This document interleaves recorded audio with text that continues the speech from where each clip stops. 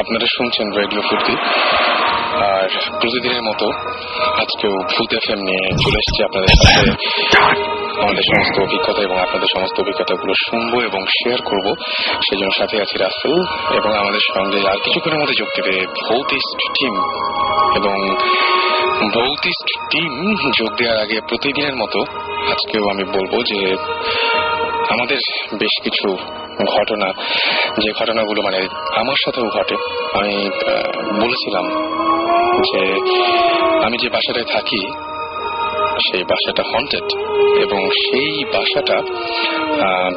বাসাটায় কিছু মানে জাস্ট 3-4 দিন আগের একটা ঘটনা, সেই ঘটনাতে আজকে শো শুরু করতে চাই। তার আগে বলি যে শীত কিন্তু পড়ে গেছে, ওয়েদারটা চেঞ্জ এসছে, এবং এখন সকালবেলা হতেই বেশ ঠান্ডা লাগে এবং রাতের বেলাতে বেশ ঠান্ডা লাগে। এবং শীতের রাতে, বিশেষ করে শীত যখন জমে, তখন ভূতের যে কোনো মানে প্যারানর্মাল অ্যাক্টিভিটিসের যে কোনো বিষয় নিয়ে আলোচনা করাটা এটাও খুব জমে যায়। যাই হোক, কয়েকদিন আগের ঘটনা বলি। আমি অফিস থেকে বাসায় ফিরেছি। কটা হবে? রাত 10টা হবে। সাধারণত ইউজুয়ালি মানে যে সময়টায় ফিরি সেদিন সেই সময়টায় ফিরেছিলাম না, একটু আগে পরে এরকম হয়েছিল। তো আমি জাস্ট সেদিন বাসায় কেউ ছিল না। আমি সিঁড়ি ভেঙে আমার দরজার সামনে গিয়ে দাঁড়ালাম, এবং তারপর একটা অদ্ভুত ঘটনা ঘটলো। আমি জাস্ট দরজার বাইরে থেকে একদম স্পষ্ট শুনতে পেলাম যে রান্নাঘরে আমার মানে মা থাকলে যেরকম একটা আওয়াজ হয়, যে বুঝি যে বাসায় মা আছেন এবং তিনি রান্না বান্না করছেন, ঠিক সেই রকম ধরনের একটা আওয়াজ হচ্ছে, যেন রান্না বান্না চলছে। ডাইনিং টেবিলে যেন অনেকগুলো মানুষ একসঙ্গে খাওয়া দাওয়া করছে, তাদের প্লেট নাড়ার শব্দ এবং গুনগুন হাসির শব্দ। তারপরে একটা বাচ্চা মেয়ের কণ্ঠস্বর শুনতে পাচ্ছিলাম, যে সে খুব আনন্দে আছে, এরকম টাইপের একটা কণ্ঠস্বর। আমি নিজের কানকে বিশ্বাস করতে পারছিলাম না। আমি আরেকটু কিছুক্ষণ দাঁড়িয়ে আরো স্পষ্টভাবে শব্দটা শোনার চেষ্টা করলাম। হ্যাঁ, আমি তখন শুনতে পাচ্ছিলাম। আমি জাস্ট মনে করলাম যে হ্যাঁ, এই বাসায় তো অনেক কিছু হয়, হয়তো এই জন্য এরকম হচ্ছে, কিন্তু এরকম তো কখনো হয়নি, হয়তো আমি ভুল শুনছি। কিন্তু খুব ভালো করে একেবারে দরজায় কান লাগিয়ে আমি স্পষ্ট শুনলাম, কোনো কথা বোঝা যায় না, অস্পষ্ট সব আওয়াজ, কিন্তু মনে হচ্ছে যে কোনটা খাওয়া দাওয়ার কিছুটা চলছে। মানে গেস্ট আসলে যেরকম বাইরে থেকে যেভাবে একটা গল্প মানে যেরকম একটা আওয়াজ শোনা যায়, সেই রকম ধরনের কোন একটা আওয়াজ আমি শুনতে পাচ্ছিলাম। তো আমি ভাবলাম যে না, এটা পুরোই ভুল হতে পারে, আমি ভেতরে ঢোকা উচিত এবং দেখা উচিত ভেতরে কি হচ্ছে। আমি জাস্ট আমার পকেট থেকে চাবিটা বের করে দরজাটা খুলে ফেললাম, এবং যখনই আমি চাবিটা ঢুকাইছি ঠিক সেই মুহূর্তে যে শব্দটা হয়েছে, শব্দটা হওয়ার সাথে সাথে ভেতরে আমি কোনো শব্দ পেলাম না। এবং কি অদ্ভুত ব্যাপার, যেই মুহূর্তে আমি দরজাটা খুলতে গেলাম সেই মুহূর্তে লোডশেডিং শুরু হয়ে গেল। আমি তখন ভয় পেয়েছি আর কি। তখন ভয় পেয়ে আমি আর ভেতরে ঢুকলাম না। আমি জাস্ট বাসা থেকে নিচে নেমে আসলাম, এবং নিচে নেমে এসে ভাবলাম যে হ্যাঁ, ওপরে গিয়ে আরো কি কি কাণ্ড ঘটে তার তো কোনো ঠিক ঠিকানা নাই। তো আমি জাস্ট নিচ থেকে এক প্যাকেট মোম কিনলাম, এবং এটা একেবারেই সত্যি ঘটনা। আমি মোম কিনলাম, মোম কিনে তারপরে আমি গেছি আবার আমার বাসায়, এবং বাসায় গিয়ে তারপরে মোম জ্বালাচ্ছি। আমার রুমের প্রত্যেকটা জানালা দরজা সবসময় বন্ধ থাকে, এবং ওই রুমটার মধ্যে আসলে কি বলবো যে কোনো ধরনের কোনো বাতাস ঢোকার কারণ নাই, কারণ ওখানে বাতাস ঢোকা পসিবল না, একেবারেই পসিবল না। কিন্তু যতবার আমি মোম জ্বালালাম ততবারই মোমটা নিভে যাচ্ছিল। খুবই অদ্ভুত ব্যাপার। এবং মোমটা কোনোভাবেই থাকছিল না, মানে আগুনটা কোনোভাবেই থাকছিল না। তো আমি তখন করলাম কি, 3টা মোম একসঙ্গে জ্বালালাম। একটা রাখলাম একদম দরজার মুখে, আর একটা রাখলাম দরজা একদম রুমের মাঝখানে, আর আগে রাখলাম ঠিক অ্যাটাচ বাথ যেটা আছে সেই অ্যাটাচ বাথের একদম সামনাসামনি একটা রাখলাম। তো আমি দেখলাম যে অ্যাটাচ বাথের সামনে যেটা সেটা ঠিক থাকছে, কিন্তু রুমের মাঝখানে যেটা সেটা নিভে যাচ্ছে। আর বারান্দা যেটা, আমি আবার বারান্দায় গিয়ে সমস্ত গ্লাস সবকিছু লাগাই দিলাম, দেখলাম যে সব ঠিক আছে কিনা। হ্যাঁ, ঠিকই আছে। আবারও জ্বালালাম, আবারও ঠিক একই অবস্থা। এবং আমি জানি না আসলে কি হয়েছিল সেদিন রাতের বেলায়। এরপরে আমি যখন মানে কি বলবো যে একটু কিছুক্ষণ পরে ইলেকট্রিসিটি আসলো এবং মোমের আলো নিভিয়ে আমি শুতে গেলাম। ঠিকই সারা রাত দুঃস্বপ্ন দেখলাম, এবং সারা রাত আমি একটা বাচ্চা মেয়ের কান্না সেটা শুনতে পেয়েছিলাম। খুবই অদ্ভুত ব্যাপার, খুবই অদ্ভুত ব্যাপার। এবং তারপরে আমি দেখলাম যে আমার বাসায় সেদিন আমার তখন মনে পড়েছিল যে আচ্ছা বাসায় আমি ওঠার সময় কোনো অস্বাভাবিক ঘটনা হয়েছিল কিনা। তখন দেখছিলাম যে শুধু আমি দেখছিলাম একটা জিনিস মনে আছে, একটা বিড়াল, জাস্ট একটা বিড়াল, খুবই শুকনা, খুবই ছোট একটা বিড়াল, জাস্ট আমার মানে যখনই যাই তখনই আমার দিকে অনেকক্ষণ ধরে তাকিয়েছিল এবং আমি একদম কাছাকাছি আসা পর্যন্ত সে তখনও পর্যন্ত দূরে সরছিল না। এই এবং তারপর থেকে আমি গতকাল রাত পর্যন্ত দুঃস্বপ্ন দেখেছি। আমি জানি না এরপরে কি আছে, তবে আজকে দুপুরবেলা, ইনফ্যাক্ট আজকে দুপুরবেলা একটু ঝিমানো আসছিল। আমি সকালবেলায় শো করে তারপরে বাসায় গেছি এবং ঘুমাতে গেছি, এবং দুপুরবেলায় যেটুকু সময় ঘুমেছি তার মধ্যে আমি খুব বাজে ধরনের একটা স্বপ্ন দেখেছি। আর অন্য যে কি হচ্ছে এসব, বাট খুবই অদ্ভুত ব্যাপার। মানে কোনো কোনো সময় নিজের কানকে বিশ্বাস না করে কোনো উপায় থাকে না, ভেতরে কি হচ্ছে কি না হচ্ছে বা কারা এরকম। আমার খুব অদ্ভুত লেগেছে যে আচ্ছা আমার বাসা, সেই বাসায় অন্য কেউ থাকবে, তাকে ভয় পেতে হবে, ব্যাপারটা কেমন উইয়ার্ড না? সো এরকম ব্যাপার ঘটেছিল আর কি।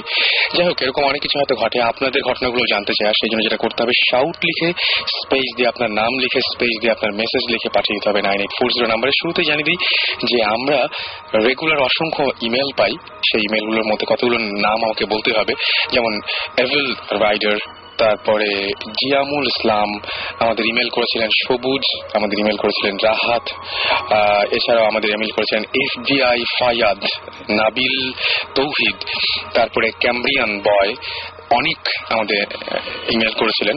এছাড়াও প্রিন্সেস ইমেল করেছিলেন, প্রিন্সেস ক্লিওপেট্রা। ওকে, এছাড়া আমাদের ইমেল করেছিলেন ক্রিস অ্যাঞ্জেল, ইমেল করেছিলেন আমাদেরকে তানিম নূর, নাবিল তৌহিদ, আল রাজি, এছাড়াও সজল, জন, আরেফিন এবং নাইফুর সহ আরো অনেকে। আর আমাদের কাছে বেশ কিছু SMS আছে, যে SMS গুলো আমরা প্রত্যেক সপ্তাহে পড়তে চাই, কিন্তু কোনো কোনো সময় হয়তো পড়া হয় না, বা একটানা আমরা বিভিন্ন ধরনের অন্য সব প্রসঙ্গে চলে যাই। আজকে কিছু SMS পড়বো। আমি ইমেলের ব্যাপারে একটা কথা বলি যে আমি গেস্ট জোগাড় করতে গিয়ে সবচাইতে বড় ঝামেলা যেটা হয় যে আমরা সাধারণত ইমেলের উপর নির্ভর করে গেস্ট জোগাড় করি। আপনারা সবসময় বলি যে ইমেল যেটা করবেন boothfm@radiofurti.fm, এখানে অবশ্যই আপনাকে ঠিকানা দিতে হবে। আপনি যদি ইন্টারেস্টেড হন এখানে আসার, তাহলে ইমেলটা সবচেয়ে করা আপনার জন্য যৌক্তিক কাজ বলে মনে করব। এবং আপনি যদি আসতে চান তাহলে অবশ্যই আপনার নাম, ঠিকানা, ফোন নাম্বার সবকিছু দেবেন। ম্যাক্সিমাম ক্ষেত্রে যেটা হয় যে ফোন নাম্বারে কখনোই মানে ম্যাক্সিমাম সময় যেটা হয় যে আমি ফোন নাম্বার, যে ফোন নাম্বারটা আপনারা দেন সেই ফোন নাম্বারটা আমরা কখনো পাই না। মানে জাস্ট মানে ফোন করে ওই নাম্বারটাই দেখে যে কেউ ফোন ধরে না বা ফোন নাম্বারটা বন্ধ, এইটা সবসময় ফিল করি। এমনকি আমাদের SMS এর মাধ্যমে আপনারা যে সমস্ত নাম্বার থেকে SMS পাঠান সেই সমস্ত নাম্বার থেকেও আমরা দেখা যায় যে আপনারা SMS করছেন, কিন্তু আমরা ওই নাম্বারগুলো যখন আপনাদের কন্ট্যাক্ট করতে যাচ্ছি তখন আর পাচ্ছি না।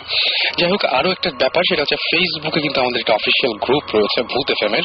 সেই গ্রুপে ইচ্ছা করলে আপনারা জয়েন করতে পারেন এবং সেখানে আপনাদের এক্সপিরিয়েন্স গুলো আপনারা শেয়ার করতে পারেন। ভূত FM নামেই অফিসিয়াল গ্রুপ অফ ভূত FM, এখানে আপনারা ইচ্ছা করলে জয়েন করতে পারেন। যাই হোক, কিছু SMS পড়ে ফেলি এবং SMS গুলো আমাদের পাঠিয়েছেন ইভা খুলনা থেকে, এবং তিনি বলেছেন যে এভরি ফ্রাইডে আমি যখন ভূত FM শুনি আমি কিছু একটা ফিল করি, লাইক অকারণে সাউন্ড হওয়া।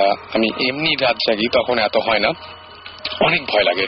এটা হতে পারে যে হয়তো এটা একটা মানে যেহেতু আপনি শুনছেন এরকম ঘটনা এবং প্যারানর্মাল অ্যাক্টিভিটিস নিয়ে আমরা আলোচনা করছি, এটা মনের ভুল কিনা আই ডোন্ট নো, বাট আমি এই যে সাউন্ড এখন আমি প্রচন্ড ভয় পাই। কারণ আমার বাসায় সেদিনের পরে আমি জাস্ট এমন কিছু সিচুয়েশন ফিল করছি এখন, এবং আমি এমন কিছু, এবং আমার ঘুম বেড়ে গেছে, মারাত্মকভাবে ঘুম বেড়ে গেছে। I don't know Y, but এটা কিন্তু বেড়েছে। সাকিব আমাদের SMS করেছেন ময়মনসিংহ থেকে, এবং তিনি বলেছেন যে I don't know how but sometimes at midnight when I am sleeping, someone কি করে যে একটা হাত মনে হয় যে তাকে কেউ একজন তার গায়ে শরীরে হাত রাখছে।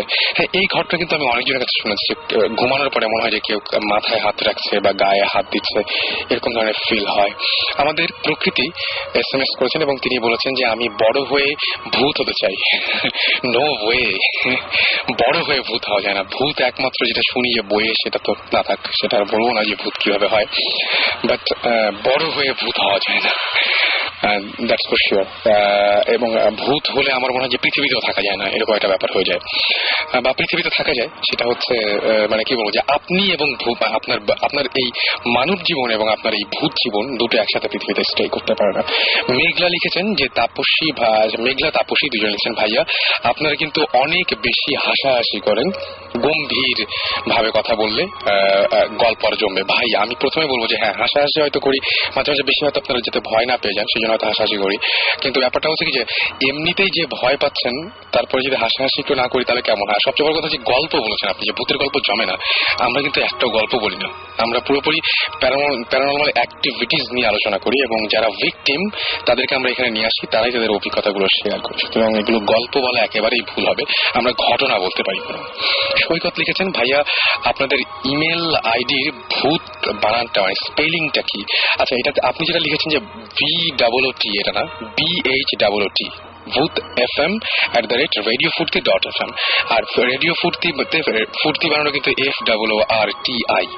ওকে, তন্নি লিখেছেন যে তোমাদের স্টোরি শুনে লাস্ট উইকে একটু আগে আমার বোনের ছেলে আছে, তার বোনের ছেলে যেটা করেছে সেটা বালিশ টালিশ নিয়ে তার সাথে ঘুমাতে চলে এসেছেন এবং সে ক্লাস 9-এ পড়ে, তারপরে সে প্রচন্ড ভয় পেয়েছে। অলরাইট, আমরা মনে হয় যে অনেকগুলো SMS করে ফেললাম। এর মাঝখানে আমাদের গেস্ট রয়েছে এবং সেই গেস্টের সাথে আমরা কথা বলবো এবং সেই গেস্টের পরিচয় জানতে চাইবো আমরা শুরুতেই, যে আপনার পরিচয়টা দিন। আমার নাম হচ্ছে আরিফিন, আমি চিটং থেকে এসেছি। ওকে, প্রথম আমি আচ্ছা চিটাগাং থেকে এসেছেন এবং আমাদের ভূত FM শুনে আপনি ইন্টারেস্টেড হয়ে চিটাগাং থেকে এসেছেন, সেজন্য আপনাকে প্রথমে যেটা করবো সেটা হচ্ছে অনেক অনেক অনেক অনেক ধন্যবাদ জানাবো, যে অসংখ্য ধন্যবাদ আপনাকে যে একটা অনেক দূর থেকে আপনি এসেছেন। Thank you. ওটার থেকে থ্যাংকস। সর্বপ্রথম আমি যেটা বলবো যে এখন আপনি কি করছেন? আমি এখন অ্যাডমিশন টেস্ট দিচ্ছি ঢাকা ইউনিভার্সিটি। আজকে এক্সাম গেছে, পরীক্ষা দিয়ে আসলাম। তারপর আমার যেটা ছিল, আমি মাত্র একবারই আমি ভূত FM শুনেছি, এটা আমার ফ্রেন্ড মানে ইনভাইট করছে। আমি জানতাম না যে ভূত FM এটা রাত্রে 12টা বাজে রেডিও ফুর্তিতে হয়। তারপর আমার ফ্রেন্ড যখন বললো যে ভূত FM শোনার জন্য, তখন আমি বললাম ঠিক আছে আমি শুনবো। তারপর তখন আমি গত সপ্তাহে তখন ভূত FM শুনে আমার খুব ভালো লাগলো এবং কিছুটা ভয় পাইলাম। তারপর পরে আমার ফ্রেন্ড বলল যে ইমেল করার জন্য। আমি বললাম যে ইমেল করব, আমার ইমেল তো নাও করতে পারে, অ্যাকসেপ্ট করতে পারে।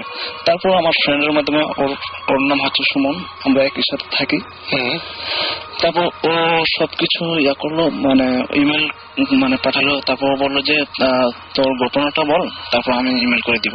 তারপর আমরা তো এইগুলো ঘটনা জানি, মানে কিভাবে আপনি এসেছেন বা কি আপনি চিটাগাং থেকে এই পর্যন্ত এসেছেন, দ্যাটস অল। এবং আপনি ঢাকাতে এসেছেন কোনো একটা কাজে এবং ইমেল করে আমাদের জানিয়েছেন। আমরা আসলে মূল ঘটনায় যেতে চাচ্ছি।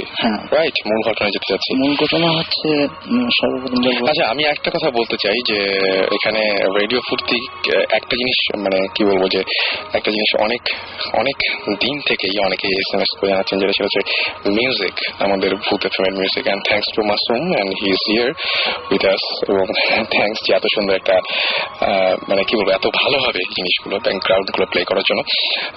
আপনার ঘটনাগুলো আমরা জানতে চাই, একদম জাস্ট ঘটনা যেতে চাই। আমার ঘটনা হচ্ছে আজ থেকে 3 থেকে 4 বছর আগে আমি চিটং থেকে গ্রামে যখন যাই, তখন আমার বাবা মানে বিদেশ থেকে আসার পরে, তখন আমি গ্রামের বাড়িতে যাওয়ার পরে, তখন একদিন রাত্রেবেলা যখন প্রায় 3:30 বাজে, তখন আমি ঘুমানো অবস্থায় তখন আমার আব্বু ফজর নামাজ পড়ার জন্য ডাক দেয়। তখন উষ্ণ শীতের দিন, আচ্ছা তখন আমি উঠতে চাইলাম না। অনেকক্ষণ ডাক দেওয়ার পর আমার আব্বু আবার মসজিদে চলে গেল। তারপর এর 5-10 মিনিট পরে আমার আম্মু মানে ডাকতেছে যে মসজিদে যাওয়ার জন্য, নামাজ পড়ার জন্য। তারপর তখন আমি উঠে গেলাম। উঠে আমাদের বাড়ির পাশে যে পুকুর একটা আছে, ওই পুকুরে উজু করতে গেলাম। তখন খুব অন্ধকার, কারেন্ট ছিল না, খুব অন্ধকার। তখন যখন উজু করি তখন আমাদের পুকুরটা একটু বড়, আশেপাশে একটু জঙ্গল, ঠিক আছে, বাসা যা আছে। তখন আমি হঠাৎ করে চোখ পড়ে পুকুরের ওই পার কোনার মধ্যে যে একটু আলোকিত দেখতে পাই, মানে আলো দেখতে পান? হ্যাঁ, একটু আলো দেখতে পাই। তারপর আমি কেয়ার করি না। তারপর আমি উজু বানিয়ে তাড়াতাড়ি করে উজু বানিয়ে তারপর বাসায় চলে আসি। বাসায় এসে তারপর কিছু বলি নাই। তারপর হাত মুখ মুছে টুপি নিয়ে মসজিদের উদ্দেশ্যে রওনা দিই। আমাদের মসজিদটা হচ্ছে মানে আমাদের বাড়ি থেকে 7-8 মিনিট লাগে যাইতে। আচ্ছা, যখন যাই তখন মানে আমাদের পুকুর পাড়ের পাশ দিয়ে যেতে হয় আর কি। তখন বললাম তো পুকুর পাড়ের পাশ দিয়ে মানে কিছু জঙ্গল টাইপের, তারপর খাল আছে, খালের নিচে আবার একটু জঙ্গল টাইপের গ্রামে যেরকম হয় আর কি, এরকম টাইপের হয়। হ্যাঁ, তখন হাঁটতে হাঁটতে পুকুরের কোনায় যখন যাই তখন আশেপাশে আম গাছ, তারপর বড়ই গাছ, তারপর বিভিন্ন ধরনের কাঠ গাছ আছে। তখন আমি হঠাৎ করে চোখ পড়ে পুকুরের মাঝখানে। আচ্ছা। তখন পুকুরের মাঝখানে যখন চোখ পড়লো তখন দেখি পুকুরের মাঝখানে মানে এক সাদা কাপড় পরে অনেক লম্বা, মাথায় ঘুমটা দেওয়া, কিন্তু চেহারা দেখা যায় না। আচ্ছা। তখন আমার চোখ পড়ে এখানে, তখন আমি এখানে দাঁড়িয়ে যাই। তখন হঠাৎ, এটা ছেলে ছিল না মেয়ে ছিল? এটা ছেলে ছিল না মেয়ে ছিল এটা আমি বলতে পারবো না, কারণ চেহারা দেখা যায় না। ঠিক আছে, ঘুমটা দেওয়ানো, অন্ধকার টাইপ। ওকে। তারপর সাদা উপরের দিকটা মানে নিচের দিকে আলোকিত, কিন্তু উপরের দিকটা একেবারে অন্ধকার, মানে মুখ অন্ধকার। মুখ অন্ধকার, কিন্তু মুখ অন্ধকার। ওকে, তার মানে একটা কাপড়ের ঘুমটা এবং তার মাঝখানে একদম পুরোপুরি অন্ধকার। হ্যাঁ, অন্ধকার। অলরাইট। তারপর আমি দাঁড়িয়ে গেলাম। তারপর তখন হঠাৎ করে দেখি যে আমার ভয় চলে গেল। কিন্তু উনি সামনে আছেন বা তারপরে আপনার কোনো ভয় লাগছে না? আমার কোনো ভয় লাগতেছে না। পুকুরের মাঝখানে দেখলাম যে দাঁড়ানো অবস্থা। তখন আমি দাঁড়িয়ে যাই, তখন দেখি মানে পুকুর মাঝখান থেকে ও আমার সামনের দিকে মানে এগোতে লাগলো। তারপর আমি সামনে যখন তাকিয়ে থাকলাম, তখন আস্তে আস্তে হঠাৎ করে উপরে এসে আমার থেকে 1 হাত দূরত্ব অবস্থায় প্রায় 3 থেকে 4 সেকেন্ড আমার সামনে মানে দাঁড়ায় থাকছিল আর কি। তখন আমি ওই সময় ভয় পাই নাই। ঠিক আছে, তখন প্রায় 3 থেকে 4 সেকেন্ড আমার সামনে দাঁড়ায় থাকছিল। তারপর হঠাৎ করে আবার মানে দাঁড়ানো অবস্থায় ও আবার চলে গেল। চলে যাওয়ার পরে পাশে যে জঙ্গলটা আছে, জঙ্গলের মধ্যে একটা বড়ই গাছ আছে। আচ্ছা। বড়ই গাছের সাথে দেখি যে হঠাৎ করে ওই বড়ই গাছের সাথে এটা মিশে গেল। হঠাৎ করে মানে ভ্যানিশ হয়ে গেল, একদম ভ্যানিশ হয়ে গেল। ওকে। তখন কিন্তু ও যখন আমার সামনে দিয়ে ছিল তখন কাপড়ের মানে আশেপাশে আলো হয়ে গেছিল আর কি। আচ্ছা। আলো দেখে তারপর বড়ই গাছের সাথে মিশে যাওয়ার পর হঠাৎ করে আমার মনের ভিতরে মানে গভীর ভয় চলে আসলো। মানে উনি যতক্ষণ আপনি সামনে দেখেছেন ওই জিনিসটা, ততক্ষণ পর্যন্ত আপনার কোনো ভয় ছিল না? ভয় ছিল না। যে মুহূর্তে চলে গেল হঠাৎ করে আমার ভিতরে ভয় চলে আসলো। ওকে। কিন্তু এটার কারণ কি আমি মানে জানি না কি কারণ। আমার যে ধারণাটা হচ্ছে যে ওই সময় হয়তো ফজরের নামাজের সময় আজান পড়ছিল, তখন আমি উজু অবস্থায়, হয়তো এরকম উজু অবস্থায় দেখে সেজন্য কোন মানে আপনি চলে যাওয়ার পরেও তো উজু অবস্থাতে ছিলেন। হ্যাঁ, অবশ্যই তখন তো ভয় লেগেছে। এটা হয়তো কারণ না, কিন্তু মানে তখন হয়তো আপনি অতিরিক্ত ভয় পেয়েছিলেন এবং আপনার সেন্স গুলো কাজ করছিল না আসলে। সামনে দেখার ফলে, ওইরকম একটা জিনিস সামনে দেখার ফলে পরে আর কোনোদিন এরকম কোনো ঝামেলা হয়েছে বা তারপরে অসুস্থ হয়েছেন বা এরকম কিছু? না, এরকম কোনো কিছু হয়নি। তারপর পরবর্তীতে ভয় যখন তখন বাসায় চলে গেলাম, তখন আর নামাজ পড়া হলো না। তারপর আমার আম্মুকে ঘটনা বলে পরে মানে এটা পরে বিশ্বাস করে আমি বলার পরে তারপর ঘরে নামাজ পড়ে ফেলি আর কি। আপনি যখন এই ঘটনাগুলো আপনার ফ্যামিলিতে বলেছেন তখন তারা বিশ্বাস করেছে? বিশ্বাস করেছে, প্রথম বিশ্বাস করেন। আমি যখন মানে বিশ্বাস করার মতো যখন ওদেরকে খুলে বললাম যে এটা রিয়েল, তখন ওরা বিশ্বাস করতে বাধ্য। সেটাই, মানে ঘটনাগুলো আসলে সাধারণত কেউ বিশ্বাস করতে চায় না। আমিও এটা বলি, যারা শুনছেন আসলে বিশ্বাস করতে বলছি না, আমি বলছি ঘটনাটা শুনুন। কারণ উনি চিটাগাং থেকে এসেছেন এই ঘটনাটা, এবং উনি যে ওনার যে এক্সাইটমেন্ট ওনার মধ্যে দেখছি, উনি যা দেখেছেন তাই কিন্তু আপনাদের বলছেন। মানে এখানে কোনো সাক্ষী রাখতে চাচ্ছি না আমরা, বা আপনাদেরকে বিশ্বাস করার জন্য কোনো কিছু বলছি না। আপনার ফ্যামিলিতে এরকম কোনো ঘটনা কি আগে বা পরে কোনোদিন ঘটেছিল? হ্যাঁ, আমার ফ্যামিলিতে একটা ঘটনা ঘটেছিল, আমার আম্মুর ক্ষেত্রে বলবো। আচ্ছা। যখন আমার আম্মু যখন বড় হই তখন আমার আম্মুর মুখ থেকে শুনি। আচ্ছা। যখন ছোট অবস্থায় আমার বয়স তখন 1 থেকে 1.5 বছর। আচ্ছা। তখন অনেকদিন আগে না? এটা কতদিন আগে হবে? তাও হবে 1989-90 দিকে। ওকে। এটা তখন আমি যখন ছোট 1 থেকে 1.5 বছর, তখন আমি আমার বাসায় ছিল, আমার আম্মু ছিল, আমার আব্বু ছিল আর আমার দাদু ছিল। আচ্ছা। তখন আমার আব্বু বাড়িতেই থাকতো। তখন আমাদের মানে বাড়ি থেকে প্রায় 3 থেকে 4 কিলো দূরে একটা গাং ছিল আর কি। আচ্ছা। গাঙের ওই পার একটা খাঁটি ছিল যেখানে আমাদের মাছ প্রতি বছর মাছ ধরা হতো। আচ্ছা। ওই মাছ মানে রাত্রেবেলা পাহারা দেওয়া হতো আর কি। মানে আমার পাহারা দিত, কারণ পাহারা না দিলে হয় কি মানে মাছ চুরি হয়ে যায়। আচ্ছা। প্রতি রাত্রে ঠিক 9টার দিকে খাওয়া দাওয়া করে তারপর চলে যেত। আচ্ছা, ওইখানে আমার আব্বু মানে রাত কাটাতো, ওইখানে একটা ছোট ঘর করেছিল মানে থাকার জন্য। তারপর একদিন নাকি হঠাৎ করে যখন আমার দাদু এক রুমে থাকতো, আমার আম্মু আর আমি এক রুমে থাকতাম, তখন 2 থেকে 2:30টার সময় তখন হঠাৎ করে মানে দরজা নক করতেছিল কে যেন।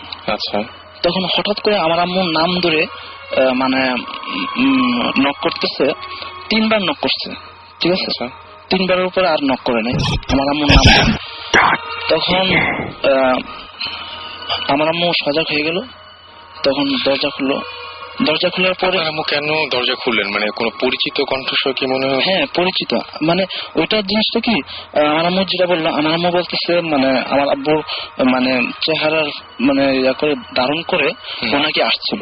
আচ্ছা, ঠিক আছে, যখন আসছিল তখন মানে কণ্ঠস্বর ঠিক অবিকল আমার আব্বুর মতো। আচ্ছা আচ্ছা, তাহলে তো খোলার কথা। হ্যাঁ, কণ্ঠস্বর।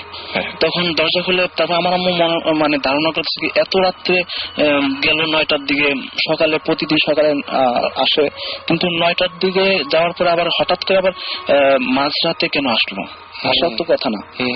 তখন দরজা খুলে দেখলো যে চলে যাচ্ছে।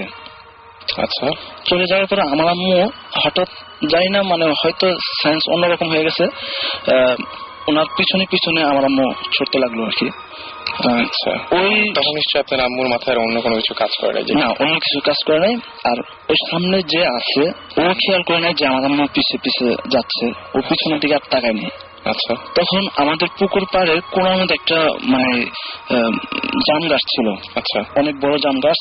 তখন পুকুরের নিচে নামার সময় তখন গিরা পর্যন্ত পানি পর্যন্ত নামছে আমার আম্মু। আমার আম্মু ছিল ওইটার মানে ওই সামনে যে ছিল ওর থেকে 2 থেকে 3 হাত দূরত্ব হবে, এরকম দূরত্ব ছিল। তখন আমার আম্মু চলে যাচ্ছে। হঠাৎ করে নাকি আমি যখন সাধারণত 1 থেকে 1.5 বছর মানে যে বাচ্চা তারা সহজে খাট থেকে কিন্তু নামতে পারে না, ঠিক আছে? কিন্তু আমার আম্মু থেকে যা শুনলাম যে তখন আমি কিভাবে খাট থেকে নামলাম, কিভাবে পড়লাম আর কিভাবে সজাগ হলাম আমি মানে নিজেও বলতে পারি না। তখন হঠাৎ করে দরজার সামনে এসে মানে অনর্গল মানে চিৎকার করতে লাগলাম আর কি। আচ্ছা, চিৎকার করতে লাগলাম। হঠাৎ করে আমার আম্মু মানে আমার কান্নার স্বর শুনতে পেল। তখন নাকি হঠাৎ করে পিছন দিকে দেখে যে দরজার সামনে দাঁড়িয়ে আমি কান্না করতেছি প্রচন্ড। তখন আমার আম্মু ওই জায়গা থেকে দৌড়ে চলে আসে। আচ্ছা, তখন আর পিছন দিকে ফিরে নেই, ঠিক আছে? তখন ফিরার পরে ঘরে আসার পর আমার দাদু ঘুম থেকে উঠলো, কি হলো মানে ও সামনে দরজা এসে কেন কান্না করছে, তুমি কোথায় গিয়েছো, মানে এরকম করার পরে আমার দাদুকে সবকিছু খোলার পর বলার পরে তারপর সকাল হওয়ার পরে আমার আব্বু আসলো ওই গ্যাং থেকে।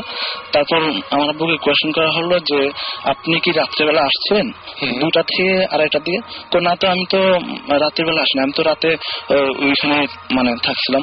আচ্ছা, তারপরে তার মানে একদম পুরো ব্যাপারটাই অন্যরকম কিছু একটা ছিল। হ্যাঁ, অন্যরকম। আপনার আব্বু যদি ওখানে থাকেন, মাছের ওই জায়গায় থাকেন, তাহলে এইখানে যিনি এসেছিলেন তিনি কে? এটা আমার কোয়েশ্চেন যে এটা যেটা ধারণা করছি যে অনেক ক্ষেত্রে জিন যেগুলো বলা হয় এগুলো অনেক ধরনের রূপ ধারণ করতে পারে, এসে মানুষের ক্ষতি করতে পারে। সবসময় যে ক্ষতি করে তাও না, হ্যাঁ, অনেক সময় মঙ্গলও করে আছে, কিন্তু মাঝে মাঝে দেখি যে মানে ক্ষতি বেশিরভাগ। আমরা একটা ব্রেকে যাব এবং তার আগে আমরা জানিয়ে দিই যে আজকে কারা কারা আমাদেরকে এখনো পর্যন্ত SMS করেছেন, অসংখ্য মানুষ। তারপরে আমরা SMS করার নিয়মটা বলি, শাউট লিখে SHOUT শাউট লিখে স্পেস দিয়ে আপনার নাম লিখে স্পেস দিয়ে আপনার মেসেজ লিখে পাঠিয়ে দিতে পারেন 9840 নাম্বার। ভাই আপনাকে অসংখ্য ধন্যবাদ, আপনি চিটাগং থেকে এতদূর কষ্ট করে এই ঢাকায় এসে আমাদেরকে এসেছেন এবং সেই খবরটা জানিয়েছেন এবং এই স্টুডিওতে কষ্ট করে এসে আমাদের সাথে শেয়ার করলেন আপনার অভিজ্ঞতা। থ্যাংকস আলট, এবং আশা করছি সবসময় এখন থেকে ভূত FM এর সাথে থাকবেন, রেডিও 40 সাথে থাকবেন, রাইট? ওকে, আমাকে SMS করেছেন চন্দন, SMS করেছেন সজীব, ফয়সাল, রনি, SMS করেছেন অরিত্র, SMS করেছেন রাজশাহীর মাইয়া, SMS করেছেন ভূ। ওকে, আমাকে SMS করেছেন এছাড়াও আজম, SMS করেছেন সুমাইয়া, আয়ান, ফারাহ, SMS করেছেন আম্মি, আম্মি ভূত, আচ্ছা SMS করেছেন উদয়, SMS করেছেন তুষণ, অভিক SMS করেছেন আমাকে শাহানি, তাজিন সহ আরো অনেকে। সো স্টে টিউন রেডিও ফুর্তি অ্যান্ড SMS পাঠাতে থাকুন আর আপনাদের অনুভূতিগুলো শেয়ার করতে থাকুন। আপনি দেখছেন যে আপনাদের গত সপ্তাহে SMS গুলো আমরা অনেক সযত্নে রেখে দিয়েছি, আর এই মুহূর্তে আমরা একটা গান শুনে আসবো। ইন দ্য মিন টাইম যে গানটা যে আপনাদের SMS এর জন্য এক্সপেক্ট করব, আর এখন যে গানটা প্লে করবো সেটা হচ্ছে ডিওর গান lock up the world, right? Lock up the world, চল শুনে আসি।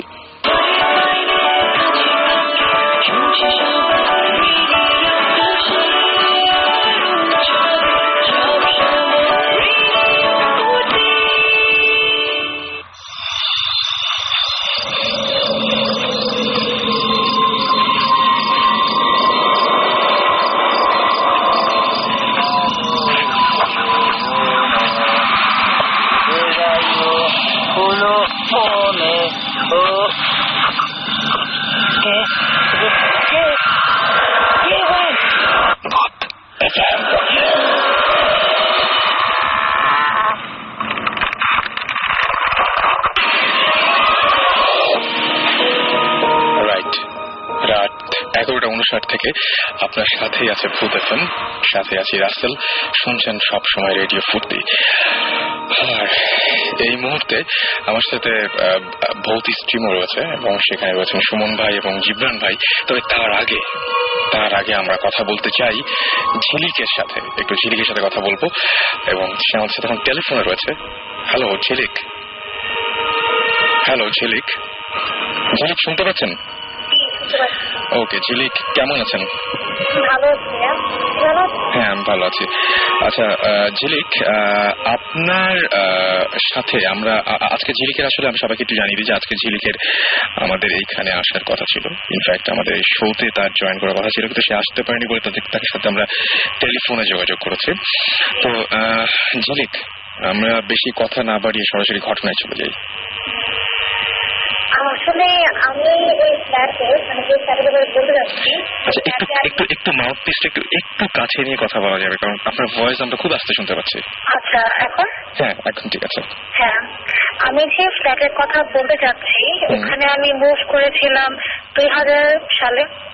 তো ওখানে যে কারণে যাওয়া হয়েছিল কোনো ভালো রিজন ছিল না, তাই আর কি যাওয়ার পর সবাই খুব মন খারাপ ছিল।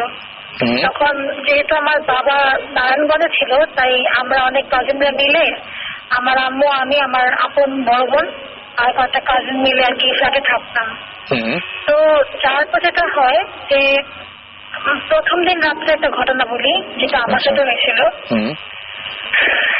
ওই দিন এমনি নতুন কোনো জায়গায় গেলে আমরা তেমন একটা ভালো করে ঘুম আসে না। স্বাভাবিক, তো খুবই স্বাভাবিক। তো আমি ঘুমার চেষ্টা করতেছিলাম, সবাই প্রায় ঘুমে যাচ্ছিল, আমি আমার বোন জেগেছিলাম।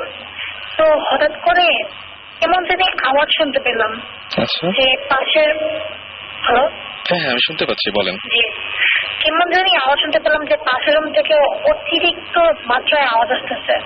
তোমার বড় বোন বললো যে কোনো ব্যাপার না, মনে হয় উপরের ফ্ল্যাট থেকে আসতেছে।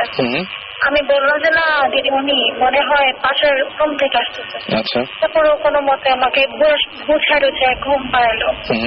তারপর একটা ঘটনা বলি যে আস্তে আস্তে দেখা যাচ্ছিল যে আমার আম্মুর মানে পুরা বিহেভিয়ার চেঞ্জ হয়েছিল, ব্যবহার পুরা নতুন বাসায় ওঠার পর থেকে বিহেভিয়ার চেঞ্জ হয়ে যাচ্ছে। হ্যাঁ, কেমন জানি করতে সবার সাথে খুব খারাপ বিহেভ করে, ছোটখাটো কথায় খুব রেগে যায়। তো তারপর আর কি যেটা দেখা যাচ্ছিল যে আম্মু কারোর সাথে কথা বলে না, খায় না, দেয় না, খুব কষ্ট করে খাওয়াটা হয়, খুব ছোট ছোট কথায় রাগ হয়ে যায়। তো আব্বু আর কি আম্মুকে জিজ্ঞেস করলো যে এত শশী তুমি এরকম কেন করতেছো?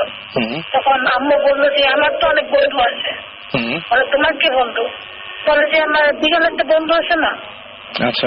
তো ওটা শুনে সবাই হতবাক হয়ে যায়, মনে করে যে ডিপ্রেশনের মনে হয় সব বলতেছে। কিন্তু আসলে ওখানে অন্যরকম ঘটনা ছিল। তো একসময় কিভাবে জানলেন যে ওখানে অন্যরকম ঘটনা ছিল? আম্মুর তার 2-3 মাস পরে আম্মুর পুরা ডান সাইড প্যারালাইজ হয়ে যায়। ওই বাসা ওঠার পরে? হ্যাঁ, বাসা ওঠার পরে প্যারালাইজ হয়ে যায়। তো অনেক ডাক্তার দেখানো হয়, কিন্তু ডাক্তাররা কোনো ভুলই খুঁজে পাচ্ছে না তার শরীরের মধ্যে, যে কারণে প্যারালাইজ হতে পারে। তো তারপর ডাক্তাররা তাকে সাথে একটা ভিটামিনের ওষুধ দিল, আর একটা 3 মিলিগ্রাম মনে হয় একটা ঘুম ওষুধ দিল। তো ওটা দেওয়ার পর কি মানে আব্বু বলে যে তোমার আম্মুর তো মানে রাত্রেবেলা চেহারা অন্যরকম হয়ে যায়। আমরা সবাই হাসতেছি বেরি যে আব্বু তুমি কি বলতেছো। তারপরে আর কি একদিন একটা ঘটনা শুনতে পেলাম আব্বুর কাছ থেকে যে তোমার আম্মু মানে রাত্রেবেলা কি করে, ঘুমায় না, ঘুমের থেকে উঠে সে মানে রাত্রেবেলা বাথরুমে যায়। বাথরুমে গিয়ে কার সাথে জানি এত কথা বলে, মানে সব আগের কথা বলে। আর তারপর আম্মু মানে বেরোয় না, আর আম্মু যখন বাথরুম থেকে বেরোয় তখন আম্মুর গায়ের মধ্যে খুব খামচির দাগ দেখা যাচ্ছিল, যেগুলো আর কি হ্যাঁ মানুষের হাতে হইতে পারে না, যেগুলো আর কি এনিমেলের কিছু একটা। তারপর আরেকটা ঘটনা হয় আমার একটা কাজিনের সাথে, সেটা হলো আমি স্কুলে যাওয়ার জন্য রেডি হচ্ছিলাম, আর ও তার মানে বাইরে থেকে আসছে মাত্র বাসায়। তো আসার পর খুব ভালো হাসাচ্ছি, সকালে কথা বলতেছে। তো হচ্ছে ঝিলিক তুমি একটু পরে রেডি হও, আমি বাথরুমে যাবো। আমি বললাম ঠিক আছে। তো বাথরুমে গেছে, আধা ঘন্টা হয়ে যাচ্ছে, আমি মেয়েকে লেটেছি বেরো, কিন্তু কোনো শব্দ নাই। তারপর আমি আব্বুকে গিয়ে বললাম যে আব্বু অনেকক্ষণ ধরে আব্বু বাথরুমে গেছে, বেরোচ্ছে না। তো আব্বু ধাক্কাতেছে বাথরুমের দরজা, কিন্তু কেউ দরজা খুলে না। তো আর কি আব্বুকে বাধ্যগত মানে আরো কয়েকজন গার্ড ডাকিয়ে এনে তারপর দরজাটা ভাঙতে হলো। ভাঙার পর দেখলো যে আমার ওই আব্বুর হাত পা বাঁধা, মুখ বাঁধা, তার মানে সালোয়ার কামিজের কাপড় দিয়ে যেটা নিয়ে গেছিল। উনি একাই ঢুকেছিলেন? হ্যাঁ উনি একাই। আর ওই বাথরুমের যে জানলা ছিল যেটা এতটা ছোট যে একটা মানে ছোট একটা পাখি ঢুকতে পারবে, অন্য কেউ ঢুকতে পারবে না। হ্যাঁ, তো আর তার গায়ের মধ্যে অনেক অসংখ্য আঁচড়ের দাগ, মানে খুবই খারাপ অবস্থা। তো রুমে আনার পর আপুকে যখন মানে আপুর জ্ঞান ফেরানো হলো, তখন আর কি আপু বলতেছে যে আমি যখন গোসল করতে ঢুকছি তখন জানলায় দেখছি একটা কালো রঙের বিড়াল বসে আছে। মামা তারপরে আমার কোনো কিছু মনে নেই। এটাই ছিল আপুর কথা আর কি। বুঝতে পারছি। আচ্ছা, এখানে সুমন ভাই আছেন, আমি এই প্রসঙ্গে আসলে কিছু বলতে চাই না। আমি আগে সুমন ভাই একটু হ্যালো বলতে চাই। সুমন ভাই কেমন আছেন?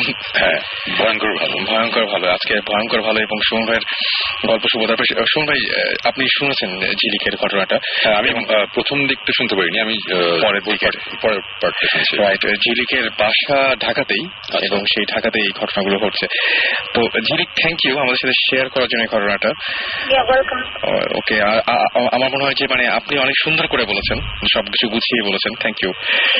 ওকে, সো আমরা ঝিলিকের সাথে তখন কথা বলছিলাম, অ্যান্ড ঝিলিক আমাদেরকে যে ঘটনাটা জানালো সেই ঘটনাটা খুবই অদ্ভুত টাইপের, এবং সেও আমাদেরকে ইমেলই করেছিল। আজকে তার এখানে থাকার কথা ছিল, থাকলে হয়তো আরো অনেক কথা বলা যেত ঝিলিকের সাথে। আজকে আমরা তার আগে একটা কথা বলি, সেটা হচ্ছে আপনারা যদি আমাদের সাথে শেয়ার করতে চান ঠিক সেম ওয়েতে আপনারা শেয়ার করতে পারেন। শাউট লিখে স্পেস দিয়ে, আপনার নাম লিখে স্পেস দিয়ে, আপনার মেসেজ লিখে পাঠিয়ে দিন 9840 নাম্বারে। আর আপনার নাম, ঠিকানা এবং ইমেল নাম্বার সহ, নাম ঠিকানা এবং টেলিফোন নাম্বার সহ ইমেল করতে পারেন আমাদের boothfm@radiofurti.fm এই অ্যাড্রেসে। অ্যান্ড আমরা মনে হয় যে এখন যেটা আর কিছু না করে সরাসরি সুমন ভাইয়ের কাছে চলে যাই, এবং সুমন ভাইয়ের আজকে একটা মানে কি বলবো যে একটা ভরপুর গল্প আছে, ঘটনা আছে, একটা ভরপুর ঘটনা ঠিক না অ্যাকচুয়ালি।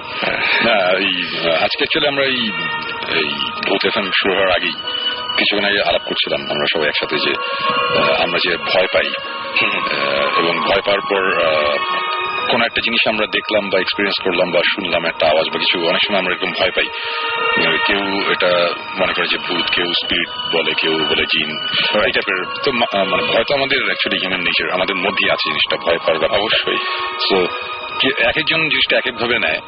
বাট আমি আজকে ওই একটা ঘটনা বলবো যেটার মানে ভয় নিয়েই আর কি, মানে আমি একবার প্রচন্ড রকম ভয় পেয়েছিলাম। আচ্ছা, অ্যাকচুয়ালি অনেক জায়গায় তো যাওয়া হয়, অনেক ধরনের এক্সপিরিয়েন্স হয়, বাট রাসেল তো ভালো করে জানো যে ভয় একটু কম পাই। হ্যাঁ, সবসময়। এবং মানে যেটা হচ্ছে যে আমি শুনবে, আমি হচ্ছে ঘটনা বলছিলাম, এবং আমি যখন আমার বাসাতে আমি কয়েকদিন একটা সাউন্ড শুনতে পাই, এবং আমি উঠে ওই সাউন্ড পর্যন্ত গিয়েছিলাম আপনার কথা শুনে, যে আপনি যখন দেখেন যে এরকম একটা সাউন্ড হচ্ছে তখন তার কাছাকাছি চলে যান। তো সুমন ভাই এতটা সাহসী, আমি সাহস দেখাতে গিয়ে অবশ্য ফলটা ভালো হয়নি, এখনো পর্যন্ত খুব বাজে অবস্থায় আছে।